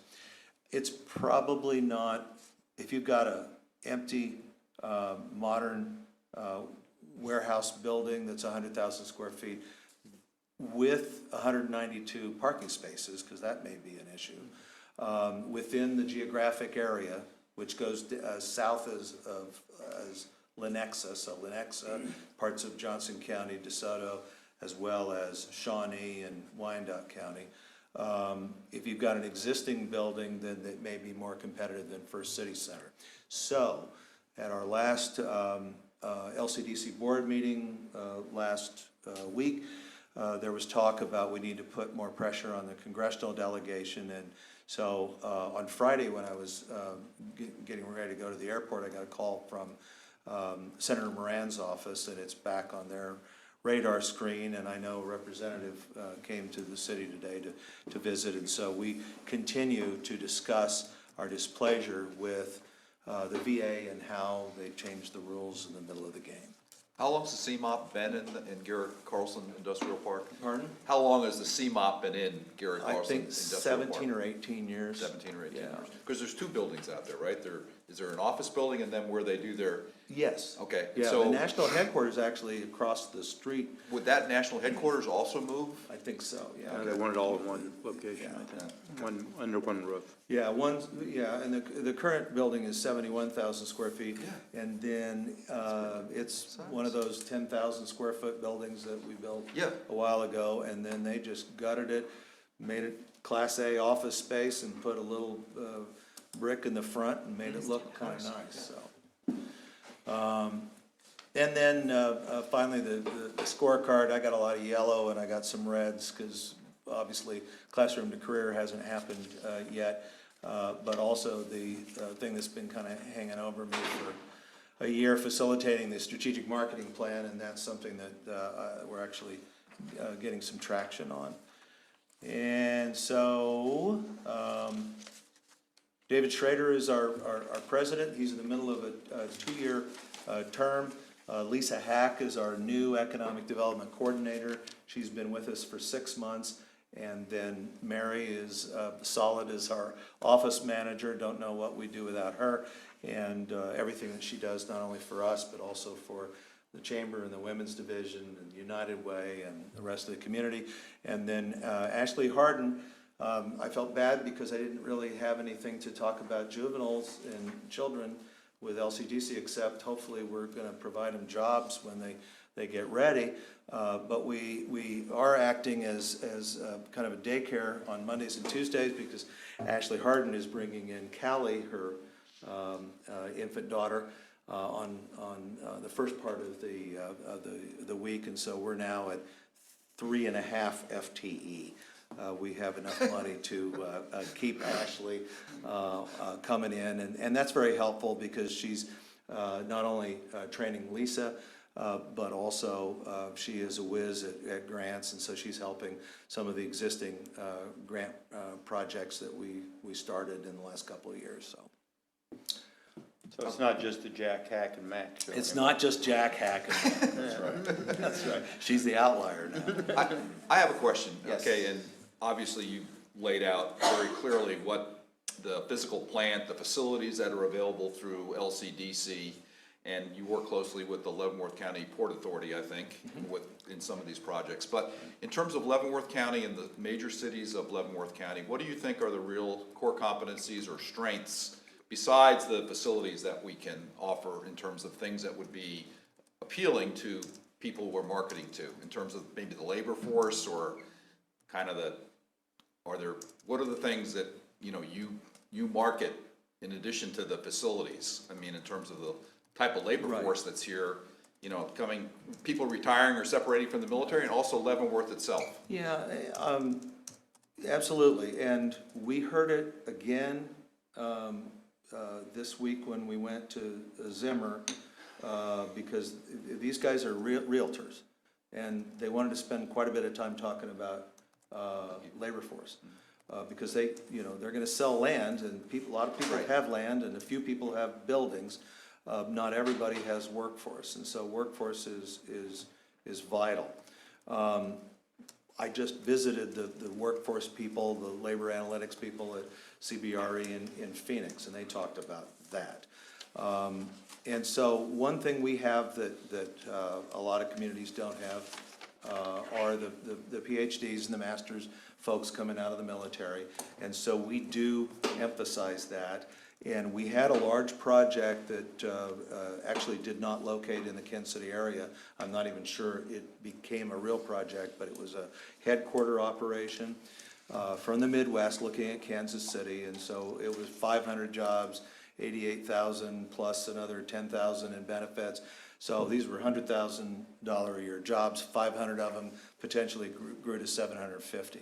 And so our proposal was heavy into, we are unique because of the fort and the high education level. I think it's even more than the fort. I think it's St. Mary's University with respect to STEM, and the programs that they have available for their undergraduates now.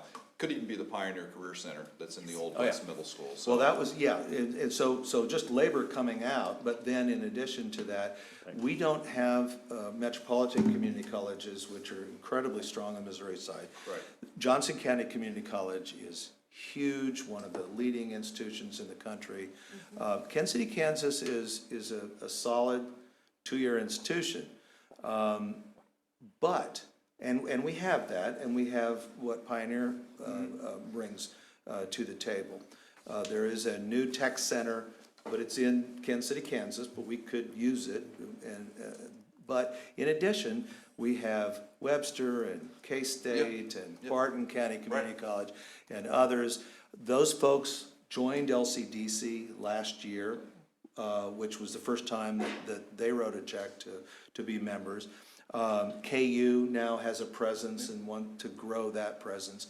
And so when we pitch, we don't just pitch, well, we've got Johnson County Community College, we pitch, we've got University of St. Mary, we've got KU, we have all the institutions that would do more at the fort, we have Pioneer, Good. Yeah, absolutely, good question. And I have one other question. Yes. On the healthy and nutritious pet food corridor, the new business and technology park and even the existing Garrett Carlson Park would seem to be an ideal location for manufacturing plant. I don't know, but what's been your experience over the last few years in terms of trying to entice one of those companies to, locate in Leavenworth County or specifically the city? One of the reasons why we wanted to talk to the Newmark Grubb Zimmer folks is to talk about the kinds of businesses they thought would be a good fit. We have to be a little careful. This, obviously, Tyson taught us a lot of lessons and stuff, and the kinds of companies that we would be looking at wouldn't even be close to that here. But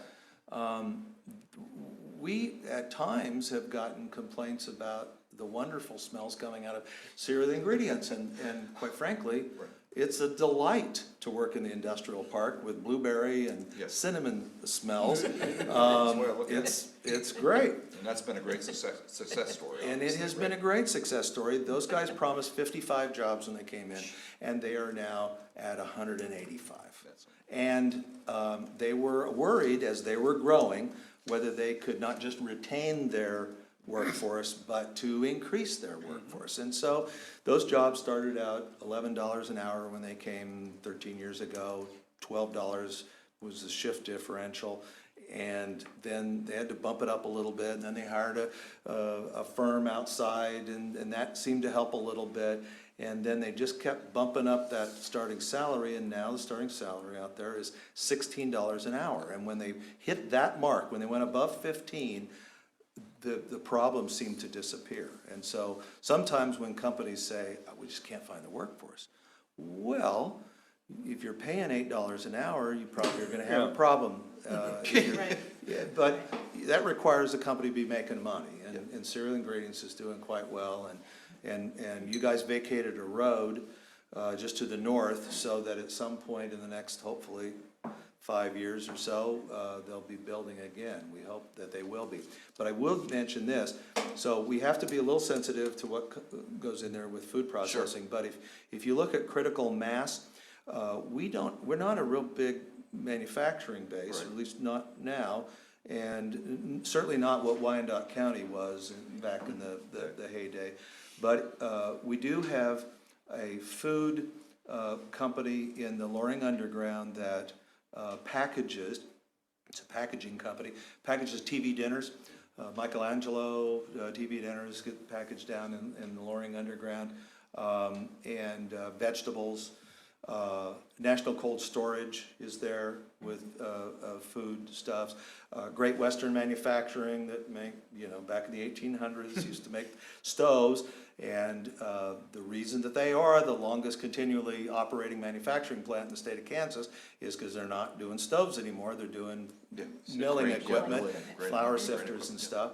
And so there is, and then Central Bag makes food grade bags for pet food and other industry. And so with Cereal Ingredients, Central Bag, McDonald Marketing, National Cold Storage, and Great Western, you've got a little bit of critical mass, and we're in the middle of the breadbasket, so, in Kansas City. That's good. So we may pitch that, and that's discussions we'll have with our Well, I'm sure you marketing. emphasize what's happened over the last 12 or 13 years with Mr. Hatch's business, right? I mean, Yeah, but it would be nice to have 3 or 4 Yeah, others, so I don't absolutely. have to call him Bob. It's like, Yeah. well, there was that one really good project we did. Well, I So know. We're looking for Use the, him as an example. yeah. Right. Yeah, and we've done some good work. Besides that, Right. the VA CPAC Yeah, brought CPAC. 400 jobs, and Oh, those yeah? 400 jobs are still there. And we are in, I think this will be year 8 on all our incentives, our joint incentives. So after June of this year, we'll have just 2 more payments of $50,000 a piece between the city, the county, and LCDC, so. Yep. Any other questions for Mr. Jack?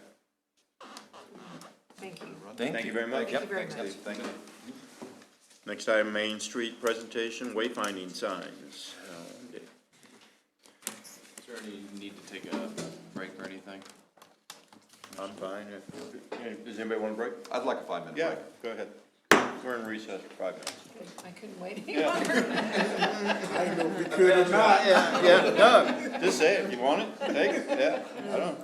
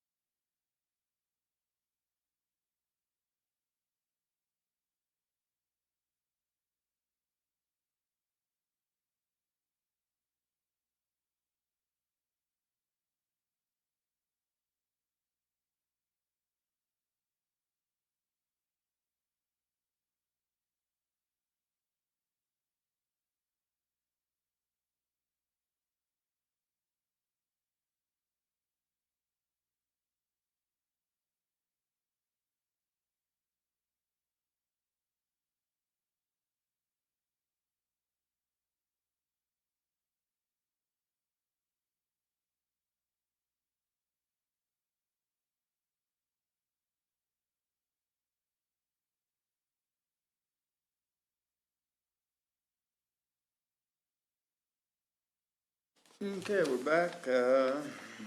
Main Street presentation, wayfinding signs. Let me just give a brief intro to Go this. ahead. I was trying to trace back to when this started, and I think it first came up in the budget meetings in 2015, where the city commission at that time, Main Street made a proposal about the city providing some funding for a wayside program, or wayfinding, a signage program. And the city commission at that time sort of indicated that they would be favorable to funding such a program when a program, a sign, a plan was brought forward. So that's kind of where we are now. There are no budgeted funds right now, but there was that sort of indication from the commission back in 2015 about that. So Wendy's here tonight to present, I guess, what they've come up with.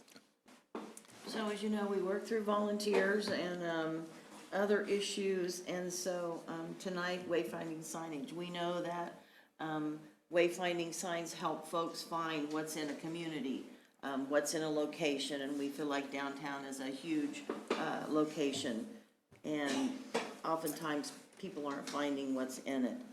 We don't have wayfinding, and we need them. In the downtown Northeast Leavenworth master plan that was approved, downtown signage and wayfinding was recommended. It's a key component to downtown growth and sustainability, and plays a huge factor in everyone learning to live local and promoting that. We're blessed with a large, full-service downtown with many small businesses that work together. However, oftentimes they're shot down. K7, folks don't even realize there's a east and west, pretty much a north and south. So I probably haven't checked this figure of 15,800 vehicles on 4th Street, daily averages. I would imagine that's up. But we know that the wayfinding signage allows people to realize that they are actually in downtown Leavenworth if we had them. They realize there are many businesses at their disposal to the left and right of 4th Street.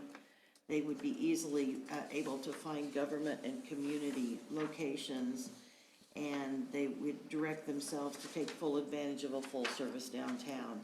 In return, the 250-plus merchants will benefit with increased traffic and sales, which would be a win-win.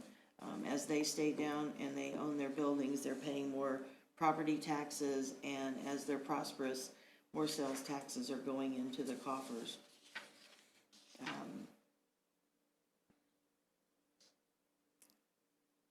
There's one two-sided wayfinding sign at 4th and Delaware, and I'll pull that up in a little while. That was part of the fiasco, and I was part of that as well, because I thought I had the permits and I didn't.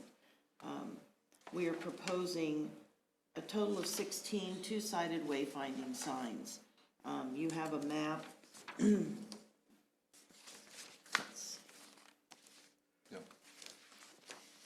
This map shows 13 of those. There's actually 3 more that we feel are vitally important that are up at Metropolitan and 4th, 7th, and Broadway. 7th and 7th and Metropolitan and Broadway and Metropolitan.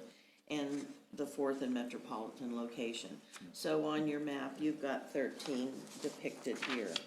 But the plan calls for 16, right? That's what we were Okay. recommending, Yeah. yes. So the 4th and Delaware sign is on the upper left-hand side. Those colors were chosen because they stood out. They represented a good downtown plan. We've done another design that represents some of the colors in the new sign that's at 4th and Metropolitan. Same design. We wanted to offer that up.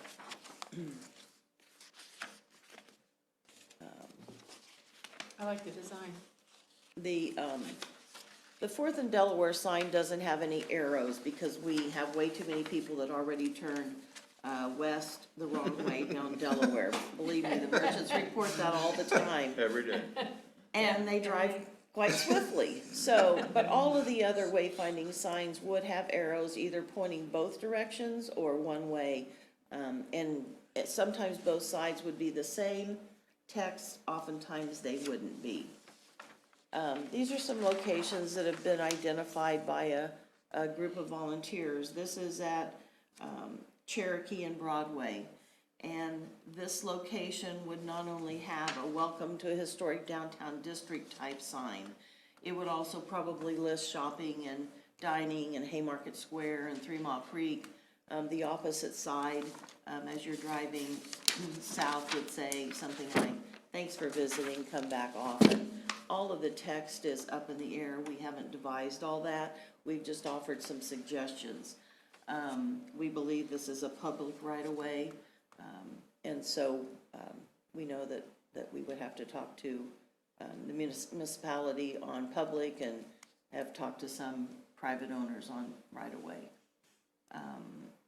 That particular sign could be located on the opposite side of the street.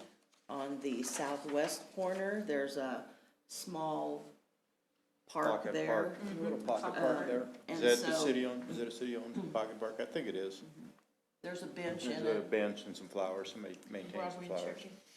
And as we were looking at these sites, as we're working on public art as well, you know, this site or the one where the little park is could be additional public art added there. Those are, so. But that's a pretty major entrance on the Broadway side. This one is Broadway and Delaware. The First City Museum is just to the left. That's a vacant lot that we believe is privately owned. Lots of ideas for that space that the owner may not want to listen to as far as public park, but our committee was very excited about that location. Obviously, as you're coming into town from either direction, there's a lot of, the whole downtown is that direction. So those would be, have arrows that pointed mostly to the east, a few to the west. This is Shawnee and Broadway. That's a privately owned lot. Again, specific signage that would be listed as far as shopping, dining, services, lodging, City Hall. This is 7th and Miami. That's probably private right-of-way. That's kind of an entrance on 7th Street if you're coming from the fort, that you're getting close to a historic downtown district. So we felt like it was important to have historic downtown district at least listed on a sign and a thanks for visiting, come back soon on the other side. I would, for example, that property, I know it's privately owned. What do you do, just ask the homeowner, can we put it here? Well, I think we'd have to ask the homeowner. I'm not sure, and maybe Paul, you can answer, between the sidewalk and the street, is that? Just depends on the area, how far Okay. the right of way All right. extends. Yeah. So we haven't gotten to that point. Okay. But that was a pretty visible area to let folks know that they're getting close to the historic downtown. This is 7th and Shawnee, and actually, we really would prefer a location that's the southeast corner, which is where the AT&T building is, and there's parking there. And we had plans to talk to them about the corner area and doing something public there. Could be a bench incorporated into the signage, et cetera. This is a pretty cluttered corner, so if you can envision catty corner to the south and east, the other location. That one would basically say historic downtown district, shopping, dining, services, lodging, city hall, those type of things.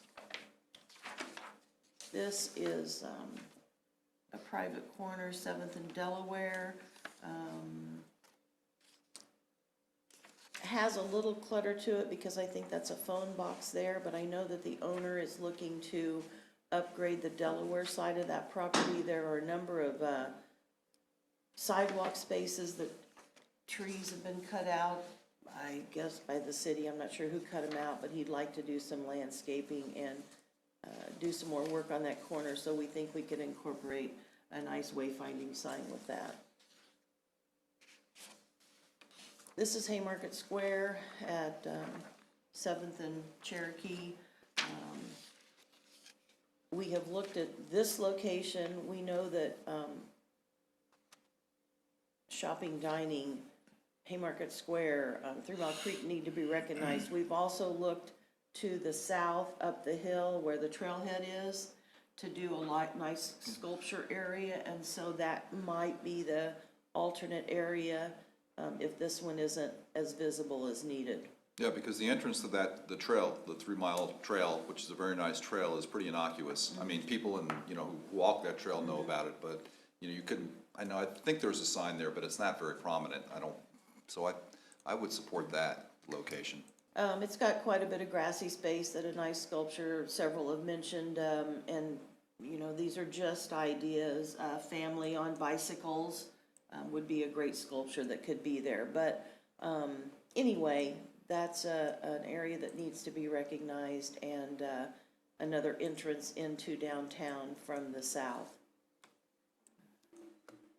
This, I guess he really picked up an old picture. This is where the Hampton Inn is. Really. Wow. Isn't that crazy? That's over 5 years old. No, it's really old. But anyway, that is an entrance to downtown. We would like to see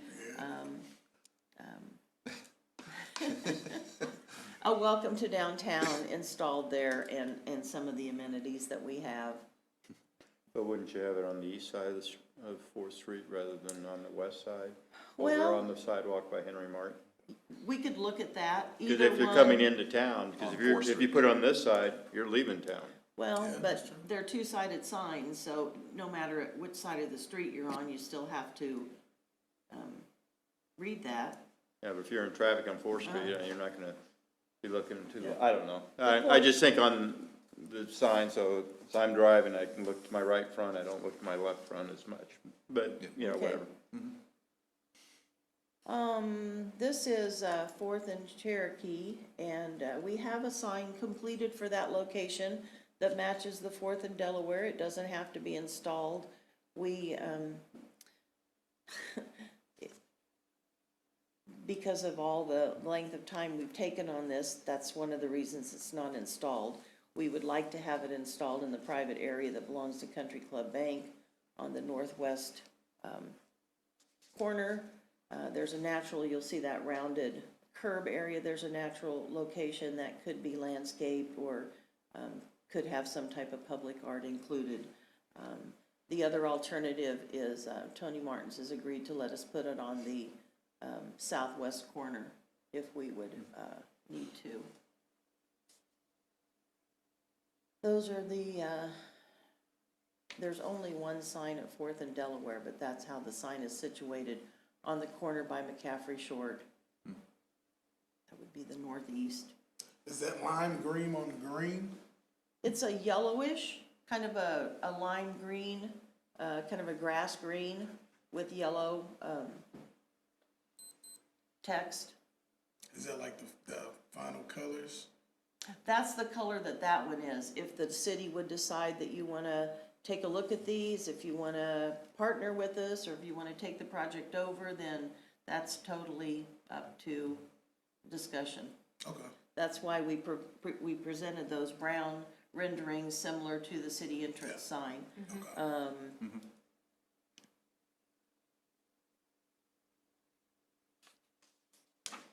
This one is Butler Mufflers, has the new electronic sign there. And when we were discussing this, I don't think that was there. So that's a location that, 4th and Miami, that we really think we need to thank folks for visiting and welcome them to historic downtown. We need to look at that site a little bit more since that is there. And possibly come up with another corner, but it's a valuable corner. This one is down by the Carousel Museum, and the committee felt like there were many people moving in and living downtown, and they needed to have some wayfinding signs to know what was around and basically what's to the east, west of them. So that sign could be put in at Esplanade and Choctaw, or Delaware, or Cherokee.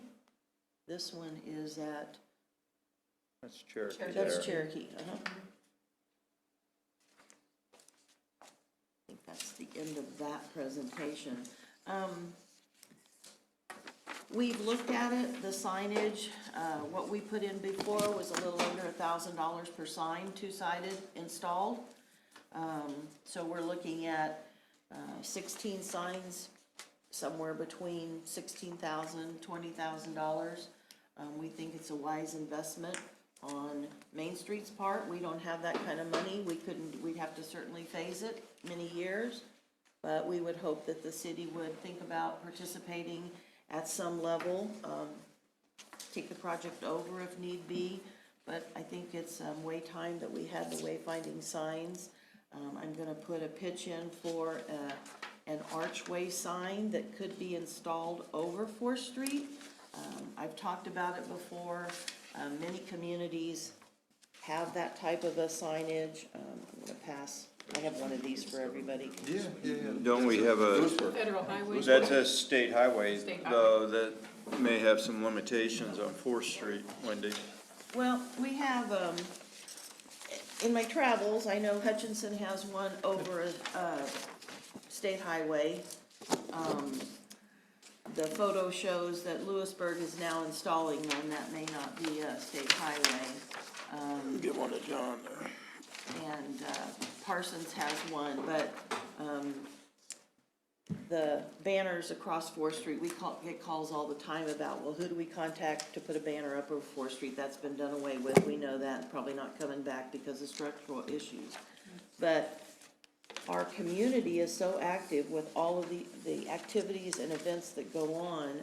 If we had a archway sign over the highway with electronic capability, 365 days a year, 24/7, people would know what was going on in this community.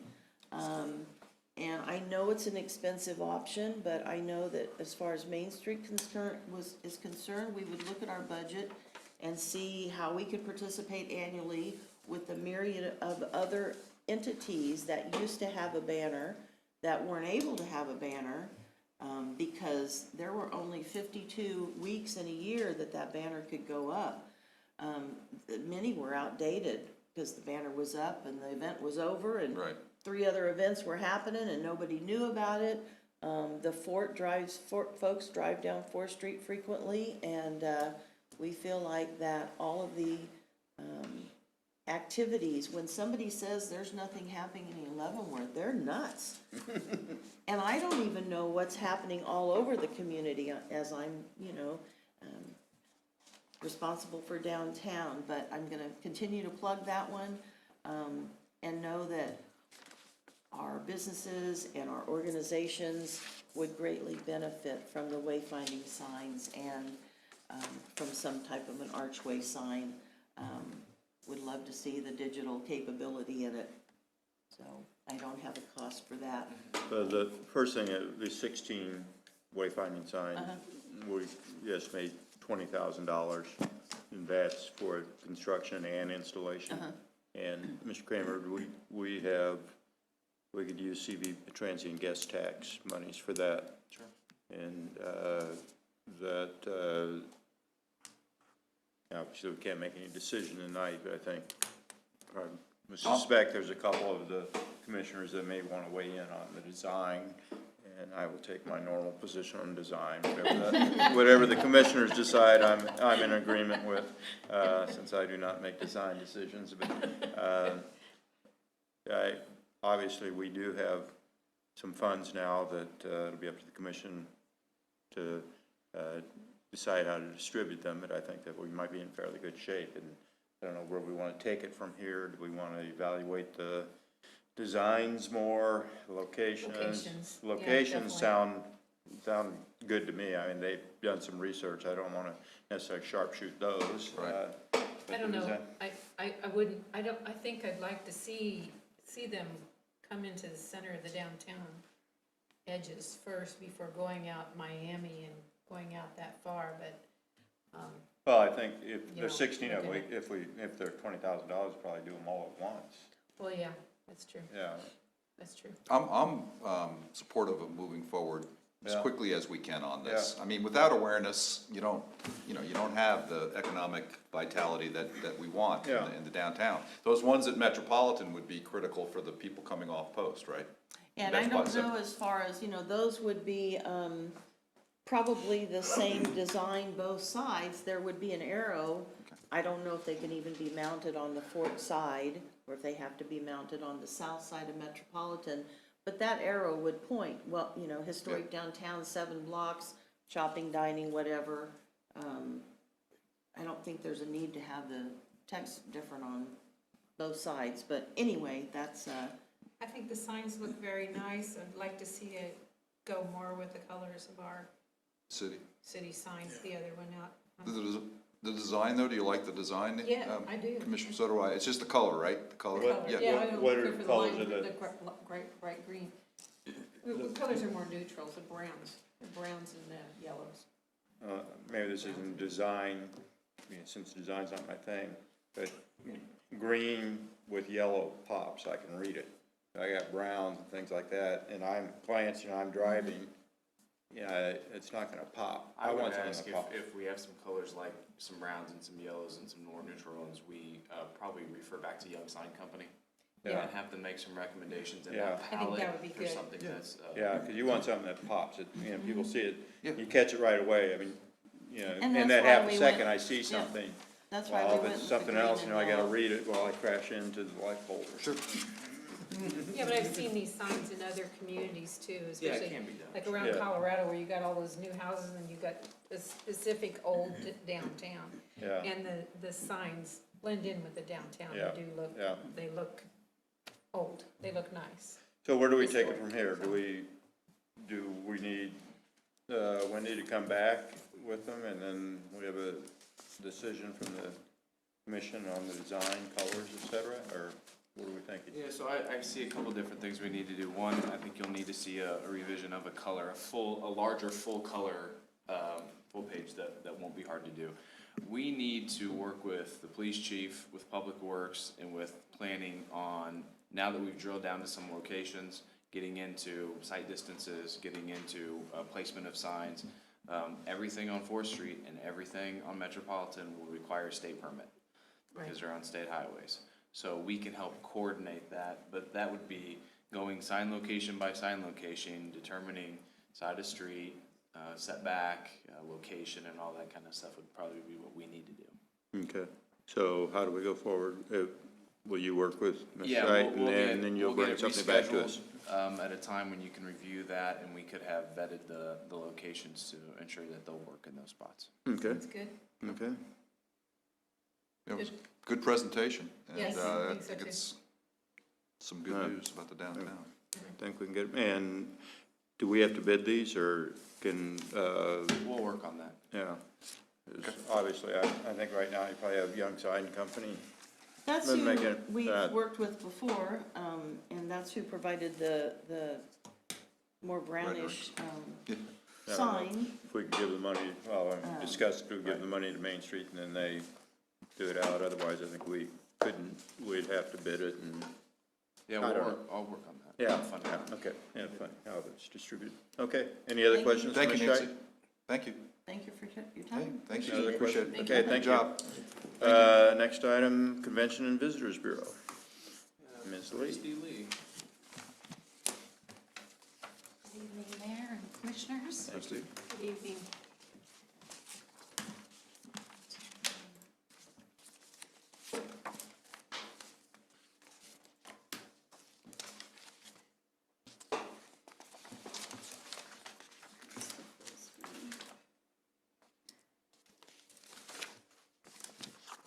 Just a few things.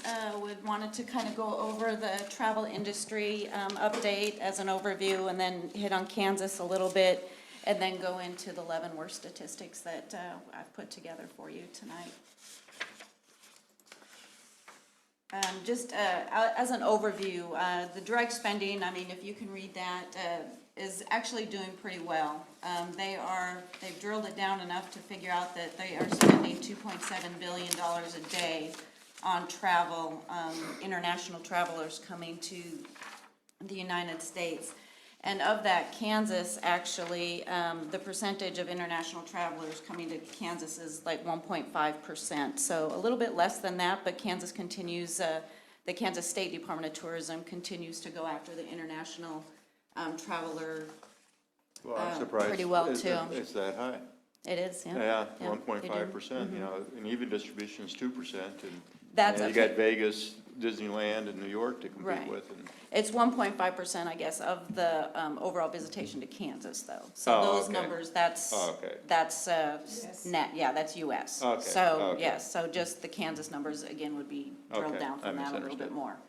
So, and then I wanted to highlight some of the activities that US domestic travelers enjoy while they're out there on vacation and that. So these are the top ones. You're visiting relatives, shopping, visiting friends, you're dining, and then rural sightseeing. So I was really surprised to kind of see rural sightseeing as number 5, so.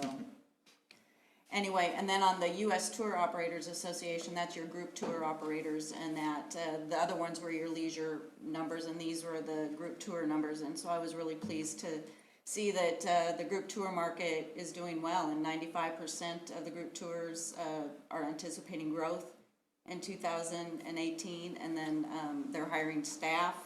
And again, just what the group tour market looks for the most part when they start scheduling their tours are arts and culture, adventure, family, culinary, and are your most popular categories. And then right down at the bottom, again, as far as your group tour market, it is an older market, so I just kind of wanted to show that as well. Some 51 years or older. for the group That's tour young. market. That's young. Getting younger, The Kansas industry and that, they just came out, and I gave everybody a little pocket thing, and that's what that was for. Those are the Kansas statistics and that from their annual report.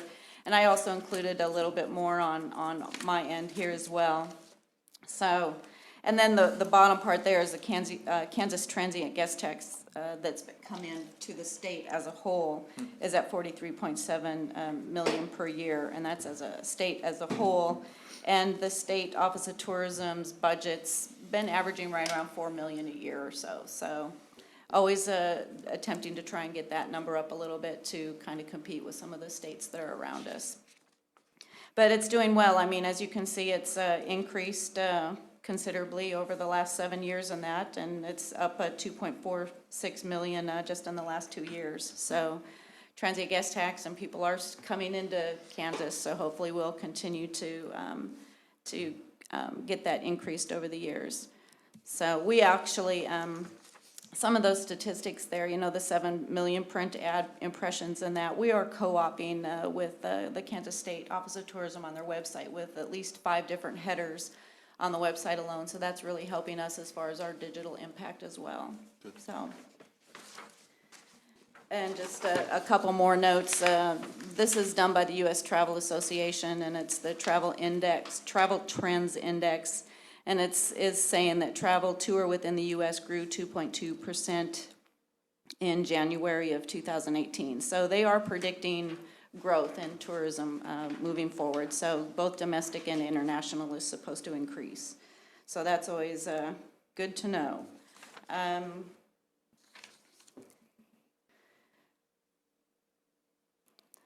They're just saying again, international inbound travel increased in January. It's slightly weaker due to a slightly weaker U.S. dollar, and improved global economic backdrop is making the United States a little bit more attractive than it has in the past. So due to a lower dollar overall.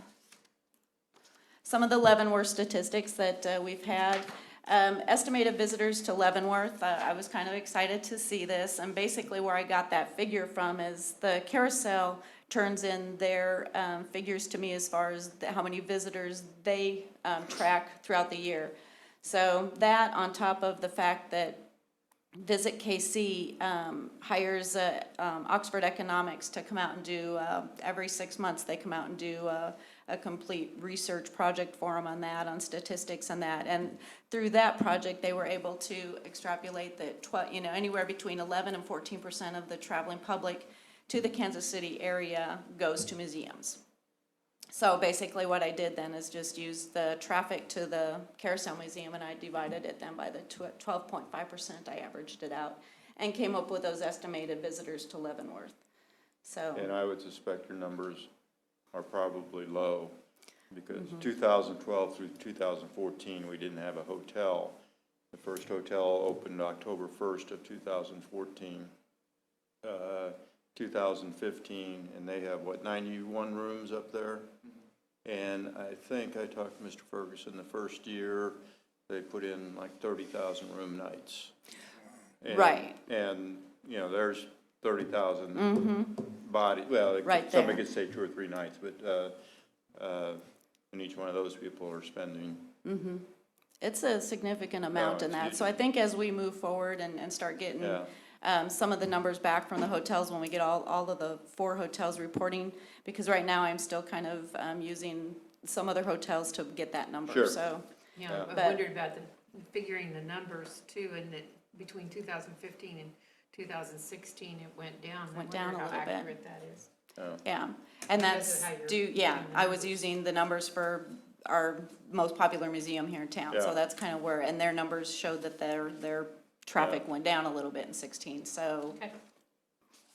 And then just some of our statistics are below that, the 987,000 print ad impressions, and that basically counting how many, print ads that we put out there, and then the distribution and that from the different magazines that I put them in, and then they're continuing to roll over. So those are where those numbers came from. 70,000 website views, looking pretty good. Our social media, again, continues to increase, which is good, getting the information out there. Last year, we distributed over 16,000 visitor guidebooks, and then so far this year, we've already distributed 8,800 visitor guidebooks and that. So I also wanted to include, I went through our 2017 budget bikes for expenditures and kind of give you an idea of where most of our spending is going, and 43% of it is going towards marketing, and that with administrative expenses right around 36%, and then operational and reserves. So, Christie, be sure to yes. put some new visitor guides in Linda News' office. I will do that. They were 2012, Were they? sitting there today. Which office? I will do that. City manager's office. I didn't know that. City manager's office. City manager's office has 2012. Call it Linda News' office, because that's where she works. Good observation. Oh, my gosh. That's funny. Okay, and what we're real excited about this year is we are starting to work on updating the historic wayside markers that are around town. There's 20 of them that are around town. And as you know, some of the bases and that, and the artwork on the top is kind of showing its age, and they're fading and peeling and that, so. I know, I think mine's been shot a couple of times. The prison. I did the prison one. Oh, did you? A federal prison, and it's been shot. Yeah. The voice I think there was doesn't something work on anymore. Facebook, was it Melissa, or did you put out something on Facebook recently I've- about that, about this project? Or- Possibly, yeah. It was either But- Twitter or Facebook, that I Yeah, saw, something. something within the last week Okay, about okay. this Yes. initiative, so I thought it was Good. pretty good.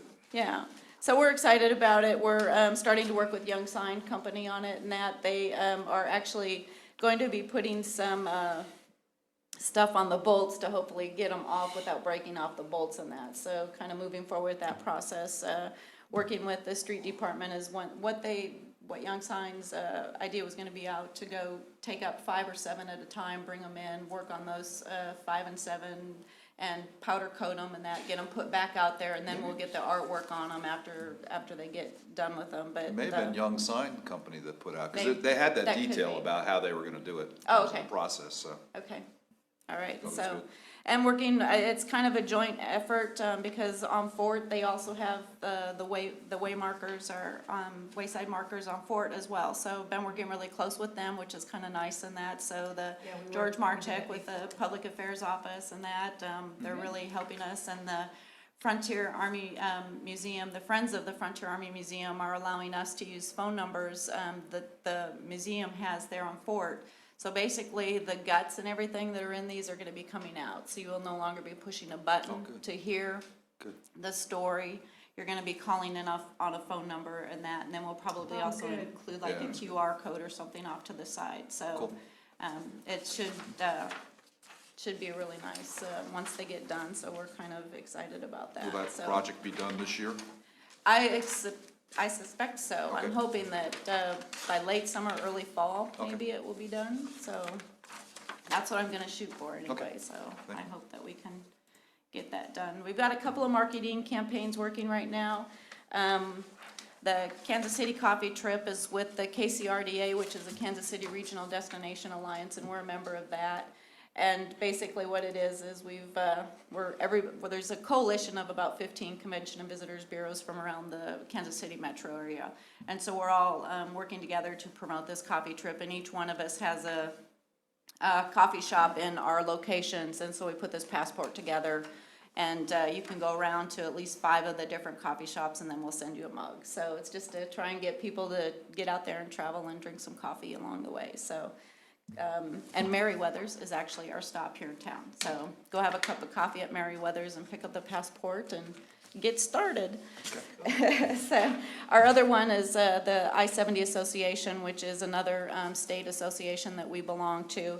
Along the bottom there, you can see the members all the way along there. It's kind of hard to read on there, but anyway, all of these are members of the I-70 Association, and what we've done is contracted with the state travel center there in Goodland, and we've contracted that room that they have in there for up to 2 years. So what we're all gonna be doing is putting a collage of each city in that room for up to 2 years. So Leavenworth, we sent them a banner that we had done for us, a carousel, and then we'll have also a picture that we'll put out there as far as stopping in Leavenworth, and then our collateral as far as our visitors guidebook and stuff like that will all also be on display. So the marketing plan for the I-70 Association alone was over $92,000 that we worked with as far as where do we spend our money in that. So it's almost a half a day to work out that marketing plan with that group, so. I have a question. Uh-huh. Does the city are you advertising on that billboard that's on I-70 by the racetrack to the south of the racetrack? Are there any ads about the Not city? right now, but Okay. I'm getting ready to put up a Okay. couple of billboards. And that's the electronic one, right? The one that I'm talking, yes, that I'm getting some prices on is electronic. And what would you be advertising? I mean, do you know yet? Or- What Okay. we're trying to do, the ones that we ran last year, we were highlighting some of our attractions. So Okay. this time I would probably try and highlight our downtown area.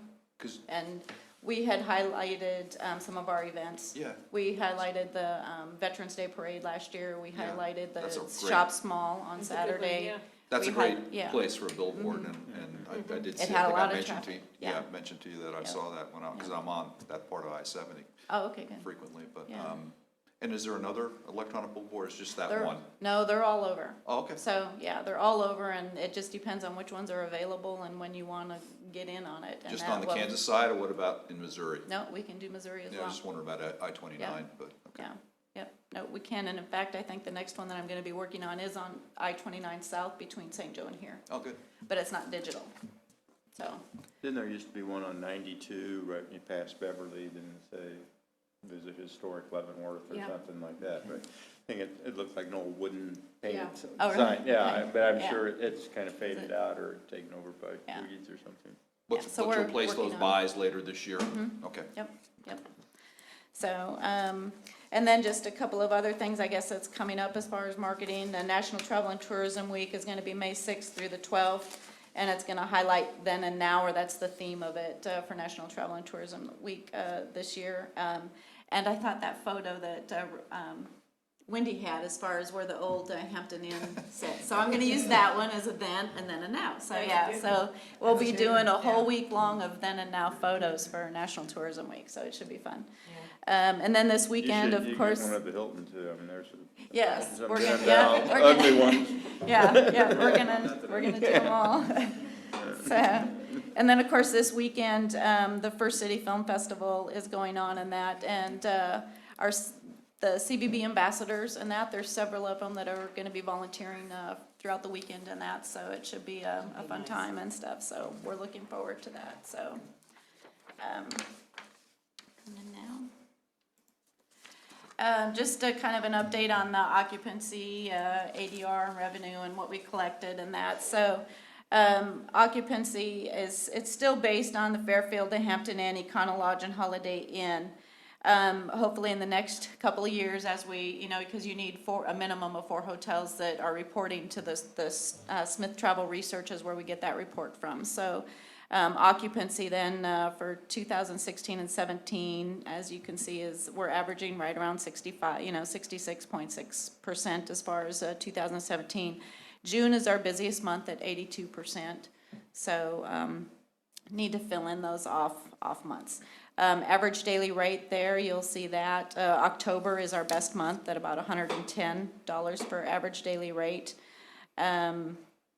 Our best, the 2 best months out of the year for the average daily rate are May and October. And then, as you can see, our revenue then, this is where you were kind of talking about room nights, and that 2016, you'll see that we had 64,240 room nights sold, and 17 was 65,000 room nights sold out of a possible of 99,915 room nights if you add the rooms from those 4 hotels. And that's basically, and then what we actually collected then was the 4.45 million in 16, and then 4.3 in 2017. So basically, it's just the average of how many room nights are going to be transient guest tax exempt versus not. So anywhere between 33 and 38% right now is showing tax exempt. So What's the factor behind the tax exempt status? Is that federal. federal? If you Yeah. travel on federal Orders. orders and it's direct pay. Now, if you're military and you come TDY from DC and you flip out your credit card, That's you'll pay taxed. it Right. and you'll get it. But if you come from I could be Right. wrong, say you come on a group TDY and it's a group charge, it's charged back to Pentagon or something, then they're exempt. But if you come on orders and you flip it down, even though you're gonna get paid back, you will pay it, or Oh, right. we collect it. Yeah. Yeah, Okay. And also anything over 30 days. yeah, 28. yeah, 28 anybody days. that Yeah. stays So more on than the 20. 29th day, you're actually refunded the Yep. entire amount of the Yes. transient guest tax you paid for the first 28 days. 28 So Right. It days. does come into play with the 2 new hotels, well, the one not built yet, but the home 2 in Town Suites. If somebody's here for 30 Extended days, stay. that's exempt. Yeah. When obviously we have 3 hotels now, when the new Marriott comes online, and starting in 2019, will our statistics be on those 4 hotels only? Right. Because Yes, they will. it'd be interesting to see the Leavenworth hotels, the Econo Lodge, Right. and Hampton, or Holiday Inn in Lansing, obviously, that Yeah. includes 4. And, because I know that our occupancy rates are much higher than the 66 and 64%. Yeah. Those 2 hotels, the Hampton and the Marriott, are much higher than that, but. Yeah, I think what we'll want to, like next year in January when I order it, the home 2 suites will be included. Right, and However, then- Which one will drop off then? then I'd probably drop Econo Lodge off. Yeah, Yeah. yeah, And then if I order in January, okay, the Marriott, the Town Place will be running. However, it will only have about 6 months or maybe only even 4. So do you want to throw in all No. of those room nights and that? So I probably would wait with that one until sure, the till next year to put it in. 2020, Yeah. yeah, 2020 we see. Just so you get a full year of those Yeah, you room wanna nights, see what it because is for, otherwise it's because gonna, you're see skew the those numbers occupancy again. rates go much higher. Right, I agree, I think so too. And your October rate's higher because that race weekend, they charge $245 Yeah. for that. Yeah, Just for those 3 days, and you have to book 3 days. You Yeah. can't just get it for 1 or something. And is the June occupancy rate maybe because of the CGSC graduation? That's or- huge. I think, Yeah. June, definitely Right. that, and summer travel, but I think it is definitely A lot of the coming graduation. in. Yeah. Yeah, a lot Yeah. of coming Yeah, in too. Sure. coming in, That's going right, out, yeah. it has, Yeah. for the That's beginning. right, yeah, that's right, for the new class. Yeah, Right. it's high. Yeah. Okay. So and then some of our tours that we're working, and we just actually had Dee Hoover from St. Louis in yesterday, which was really nice. It was an overnight tour. They had a great time. She's done a lot of. She's going to give me a testimonial and everything. She she was so pleased with it, so that was really, really nice. And she's gonna actually go back and pitch it to a couple of other banks, so hopefully we'll see some more tours from her in the future. And that our other, we got a couple of other overnight tours. Hayes Recreation Commission is gonna be coming out in June. WJAG Radio out of Iowa is gonna be coming down in September. And then possibly the Brilliant Ed Adventure Tours, we've sent them an itinerary that included an overnight, so hoping to hear from them. And just coming off the select travel that I did in Kentucky, there was one of the ladies that we sat down with, and it was Carrie Green from the Kansas City, Kansas Convention and Visitors Bureau. She had an appointment with the same lady, so hopefully she was complaining to us that she wasn't getting a lot of help from Kansas City, Missouri end, and so we hopefully will be able to snag her and bring her over here. And that was like 3 different tours that she was doing, so keeping our fingers crossed on that one, but we'll see how that goes. Just some of our meetings that we're working on in that, like the bridge tournament, we had over 100 welcome bags that we gave them, and then we gave them a canvas bag, and then a couple of insulated cups for door prizes and that when they were here. Missionary Baptist Church, we just delivered over 300 welcome bags to them and offered our assistance in other ways if they need it, so they'll give us a call. And then the Lions Club Convention that's coming in April, we're supplying about 150 badges for that one. So working with these as much as possible and still continuing to try and lure and get some more meetings coming to town. Sports is really, we're having a bit of luck there. We've already sent out a couple of leads to the hotels on different sports ones that are coming to town. April 13th and 15th, the Heart of America Classic Rugby Tournament in Kansas City. They're going to be at the T-Bone Stadium, and they've sent out a notice to us that they need hotel rooms and that. So what I do as soon as I get that, I send it out to our hotels, and hopefully they in turn, their sales department will call that person and hopefully give them the rate and everything. So hopefully we'll be starting to get some room nights from some of the different tournaments that are coming in and using the whole Legends area. I don't think you want a bunch of rugby players staying in your hotel. No. They can be rowdy, they can be a rowdy bunch. Rowdy group. And then, let's see, April 14th and 15th, the Kansas City Tornadoes are going to be playing at University of St. Mary, and so we helped them with setting up about 10 rooms for 2 nights. So, and let's see, some of the trade shows then that I've been to this year so far, the ABA Select Travel, and then TIAC Day on the Hill. Followed up with our visitor planner once we got back, suggested itineraries, we've added them to our database system, and then also quarterly from that database system we send out an e-newsletter to them and that, showing them and highlighting the different things to do, suggested itineraries and that of what they can do in our area, just to kind of keep in front of them so they don't forget you until you see them again in that. So some of the upcoming trade shows that we're going to be attending then are listed there. First time we'll be going to the Midwest Bloggers Conference, so hopefully that'll turn out pretty good. Actually, Atchison, CVB, and us are going in together, so she'll ride up with me. And that we've got a booth that we're going to be putting up, so we're sharing a booth with Atchison and us just to see if this is something that we should continue to go to and that. So we've had some luck with some bloggers and that. The I-70 Association will continue to probably not necessarily hire bloggers, but what you do is you comp some of their things for them to do to bring them to your area then, and they in turn write about it. You verify how many followers they have on Facebook and that kind of thing to make sure that you're getting your money's worth from their blogging once they turn it in.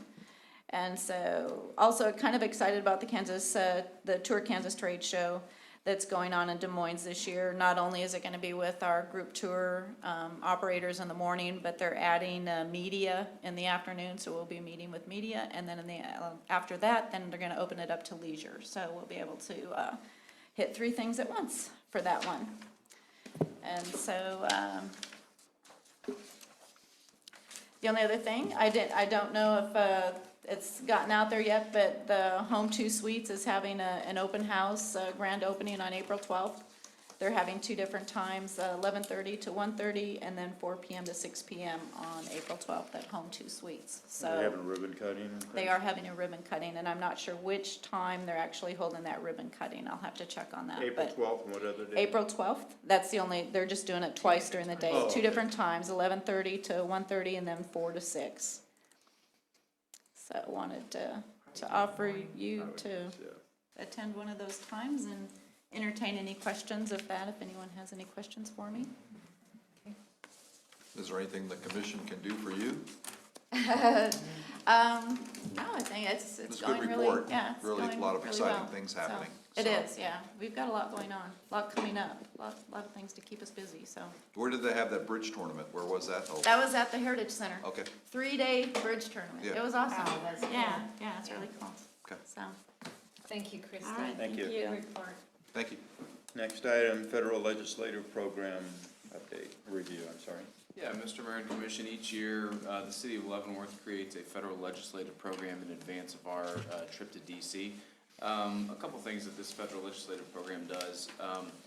We send it ahead to all of our legislators, really to their staffs, and they have a copy. They usually all have a copy and have read it before we get there, so they have an idea. We don't necessarily use it in our meetings because our meetings are pretty short, but we're able to reference items in there. It also helps, it's an annual reminder to stay up to date with our federal partners on issues that they have. So we prepare this each year in advance of our trip to DC. I've changed it a little bit this year, some of the items, and then added a few things. So I'll just briefly go through it, and at the end, if you have any questions. So the first one's Fort Leavenworth. So the mayor and I met with Kirby Brown, the Deputy Commanding General, and Colonel Marnie Sutton, the garrison commander. And by far and away, their top issue was sustainment, restoration, modernization funding. Essentially, that's just upkeep of buildings, infrastructure. The Department of Defense, Department of the Army budgets are up, but the target is readiness, readiness, readiness, and that doesn't always translate to more dollars for facilities.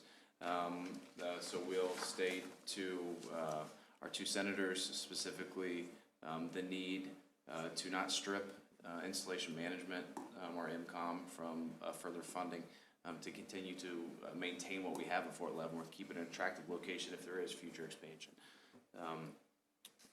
I'll get into city development in support of Fort Leavenworth. This is sort of a little bit of a shift in what we've done. I picked this up at the Association of Defense Communities annual conference last year, where I realized the city needs to continue to tell Washington what we're doing, how we are supporting the fort, how we're supporting quality of life. Quality of life is for spouses, for soldiers, for officers, for their families, is a huge thing for the Department of the Army. So there's a pamphlet at the end of this that Taylor put together that I'll show you that serves that new initiative that we have.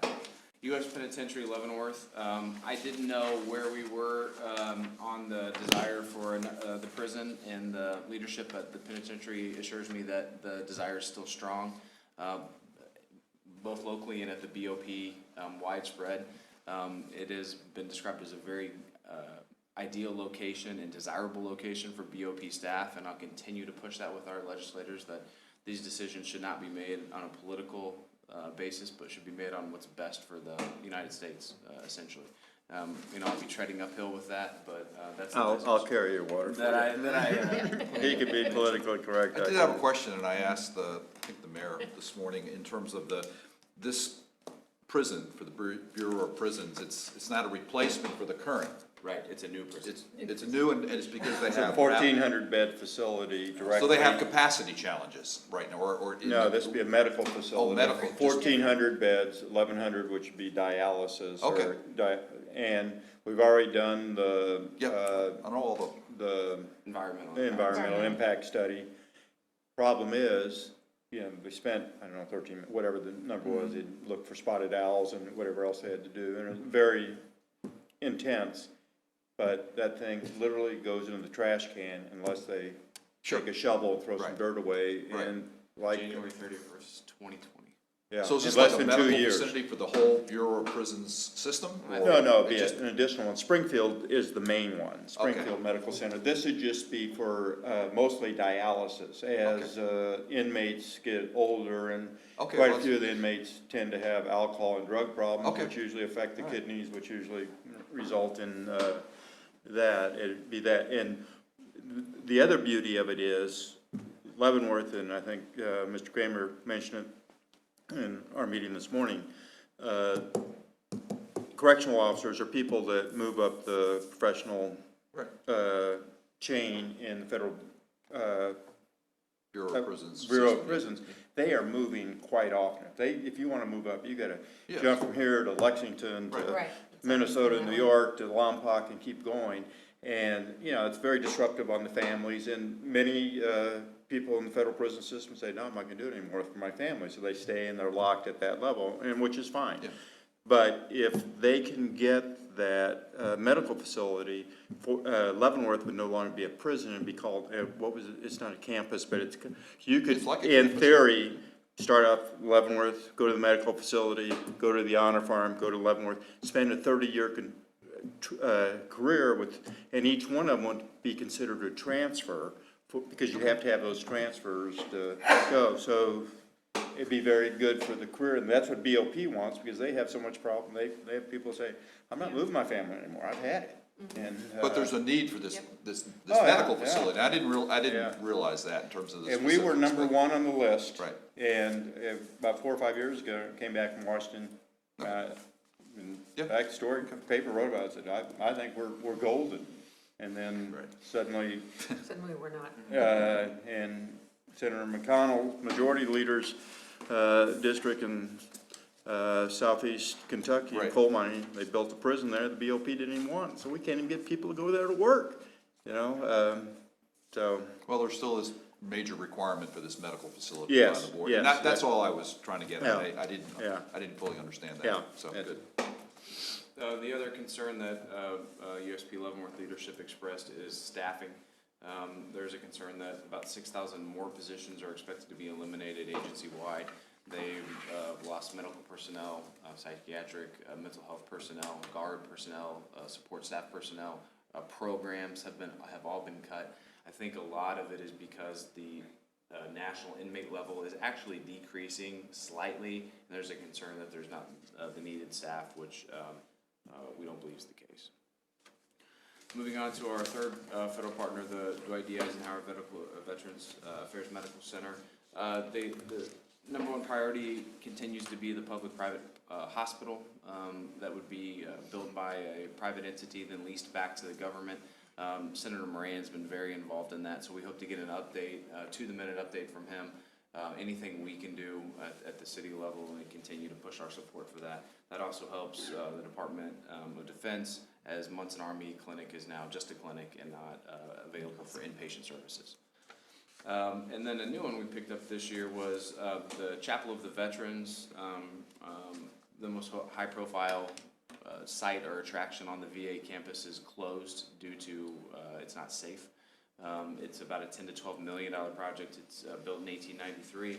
And of course, its calling card is it's at one point it's the only church in the United States where both Protestant and Catholic religious services could be conducted under one roof at the same time because of the different levels of the church, the different entrances, so it will be. So we haven't explored this very much, but we're gonna see if there's anything through the National Parks Association, through some sort of federal program where we can try to help them out and get that reopened.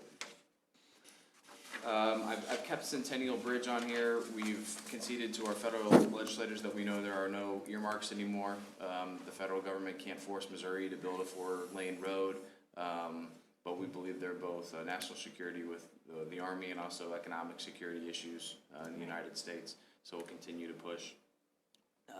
Maybe a little bit of daylight this year with the new infrastructure program. If there's a way to combine our city with the fact that we have all of our federal entities somehow to leverage those into funds for a new bridge, but we'll explore that. Safe Communities, Chief Kitchens could answer any questions you have off this. We received some federal grants, COPS grant, the Burn Justice grant that have helped us in acquire technology, body-worn cameras, mobile data terminals, that we've used. And we're gonna ask Congress to continue those federal programs. Maybe a chance to get some more federal funding for some school resource officers could be something that we can hopefully take advantage of. This is the new one, water quality, water treatment. The city of Leavenworth sort of serves two competing masters with KDHE and the EPA. Those two entities, both regulatory in nature, don't get along that well. So there's some conflicting issues. We're also, again, staring down the possibility of a nutrient removal program at our wastewater treatment plant that would probably result in about a $70 million need for a plant modernization, essentially building a new wastewater treatment plant on the backs of 28,000 Leavenworth city residents. So we're just going to continue to stress that any rules, any regulations are a proportionate response to the amount of water that we discharge into the Missouri River, which is actually cleaner when it goes out than when it comes into the city of Leavenworth. Other issues, this is a new page we added. These are just reflect just a handful of the League of Kansas Municipalities, federal legislative issues. The community development block grant is especially sensitive to the city of Leavenworth, as we are an entitlement community, meaning we receive our funds directly from the federal government. We don't want to have to compete for these. If they send them to the state and have a competitive bid statewide, we can prefer to continue to receive them directly from the federal government. Also continue to transportation, the FAST Act, as far as investment in critical infrastructure. And there's just a couple other things that I included in there that we've dealt with in the past. Railroad quiet zones, we did that study in 2010, one of the first projects I did after coming on board. It's about $550,000 in 2010 to put a quiet zone in the city of Leavenworth based on the updates and the upgrades we have to do at the rail crossings. I know that they've done that in a lot of other locations, and we had some developers at one point interested in a hotel overlooking the river with a requirement of a quiet zone. So that could come back at some point. And of course, there's always controversy about that because, you know, if you've lived here a long time, you like the train sound, the sirens. And, but, you know, when we did first do that study, was, even the hotel or the Marriott up there and the lofts, they were kind of saying, you know, we can't do anything with those trains, and obviously they have, and They're full. And they're full, and it kind of, it's terrible to say, but I think it does kind of come just part of your fiber, you know, you kind of hear the train going by. And they have noise-resistant windows or noise-absorbing windows facing east there, because I talked to Kosh when they built those, and they did some things up there in the hotel. But I don't see where the train traffic in town, and there's 35 trains a day that run through here blowing their horns, that it has had a detrimental effect on the economy or on any building. Yep, I agree. So, after that, you'll see a new addition. Really, this is targeted to our visit to the Pentagon, which is on the Monday that we're there. We have a pretty good meeting scheduled with some pretty high-level people there. This is just our first attempt to start showing the investment in amenities that support quality of life for families, contractors, Fort Leavenworth. Included some specific data in there. Each one has a distance to Fort Leavenworth, kind of highlighting that it's right on the front door. There's also the dollar investment, and then each one has the city's role. So created a tax increment financing district, development agreements. We'll fine tune this as we go, and we'll update this as we go, but we just wanted to show, start to tell our story of what we're doing and the city resources we're devoting to increase quality of life, ease of business, to complement what they do at Fort Leavenworth. One thing I also wanted to mention is this list isn't exhaustive of what we'll end up talking about in Washington, D.C. Some different things come up. CMOP has risen to the top in that process, so we'll certainly spend a lot of time with Senator Moran, Senator Roberts on making sure that CMOP process is really scrutinized. And a lot of times they'll lead the discussion on certain items too. So that was what I would offer tonight. It would be back next week for adoption, but if you have any changes, suggestions, edits, anything you'd like to see added, feel free. I just have one question. Are we sure that the impact of the federal tax cut that took effect on, I believe, 1 January 2018, has not affected the continued tax exempt status for municipal bonds? There's been, I mean, I'm just, I assume that it hasn't, but have we looked? I'll or are see if we- this is a I just league wanna make priority, sure yeah. that, because I heard some things before it was passed, but hopefully, you know, it didn't get in. I just was concerned about that, that something may have changed, but I don't know. I just thought it would be good to check on. Does Ruby know? Yes, sir. I'll check with the league, this is a league priority, so I'm sure they've updated this following the passage of the tax bills. Because there are a lot of things in that tax bill that, because it's such a big bill and everything. And I did hear something like weeks before it was passed, that this was one of the things that they were talking about. Hopefully it didn't get into the final Yeah, I don't believe it legislation, but. And then I did have one more on the mandatory collection of sales and use taxes on remote sales. Remote sales? Internet as- Internet sales. Okay, okay, all right, that's what I thought. Okay. Any other questions, comments? Any comments among commissioners? No, where are you going this time? Same places? Right now, we have a meeting at the Pentagon. We have a meeting with all 4 of our area representatives. We have a meeting with the Bureau of Prisons. Excellent. And we may be working on another one with our Missouri congressman. We've tried that 4 times. Yeah. We've yet to actually get that meeting. We do send the packet, though, to Missouri senators and Missouri representatives to continue that dialogue. Great. Sounds like a good trip. And when is the trip? We will be gone the 9th, 10th, and come back on the 11th of April. Yeah. Commissioner Griswold, do you have anything, any comments? Commissioner Wilson? No, sir. Only thing I have, I want to let everyone know that I've been appointed to a 4-year term by the Kansas Supreme Court on the, I meant to bring it, Judicial Advisory Board, if that is the proper term. I'm a lay member for the first judicial district of Kansas, that we will meet if and when there are judicial appointments that need to be made. If there's some vacancies, the group that I'm in will meet, and we will submit 3 names forward to the governor for the governor to choose. So I'm on that for another 4 years, been reappointed. First 4 years, we never met because there were no openings. Vacancies, And, but I think they're thinking there will be some openings this time over the next 4 years. So I'm been appointed by the Supreme Court on that. So Okay. that's all I have. Oh, Film It- Festival. Our city film festival this week. First City Film Festival this weekend. Come out, should be Yeah. really interesting, a lot of local filmmakers, Yeah. which is gonna be exciting, I think.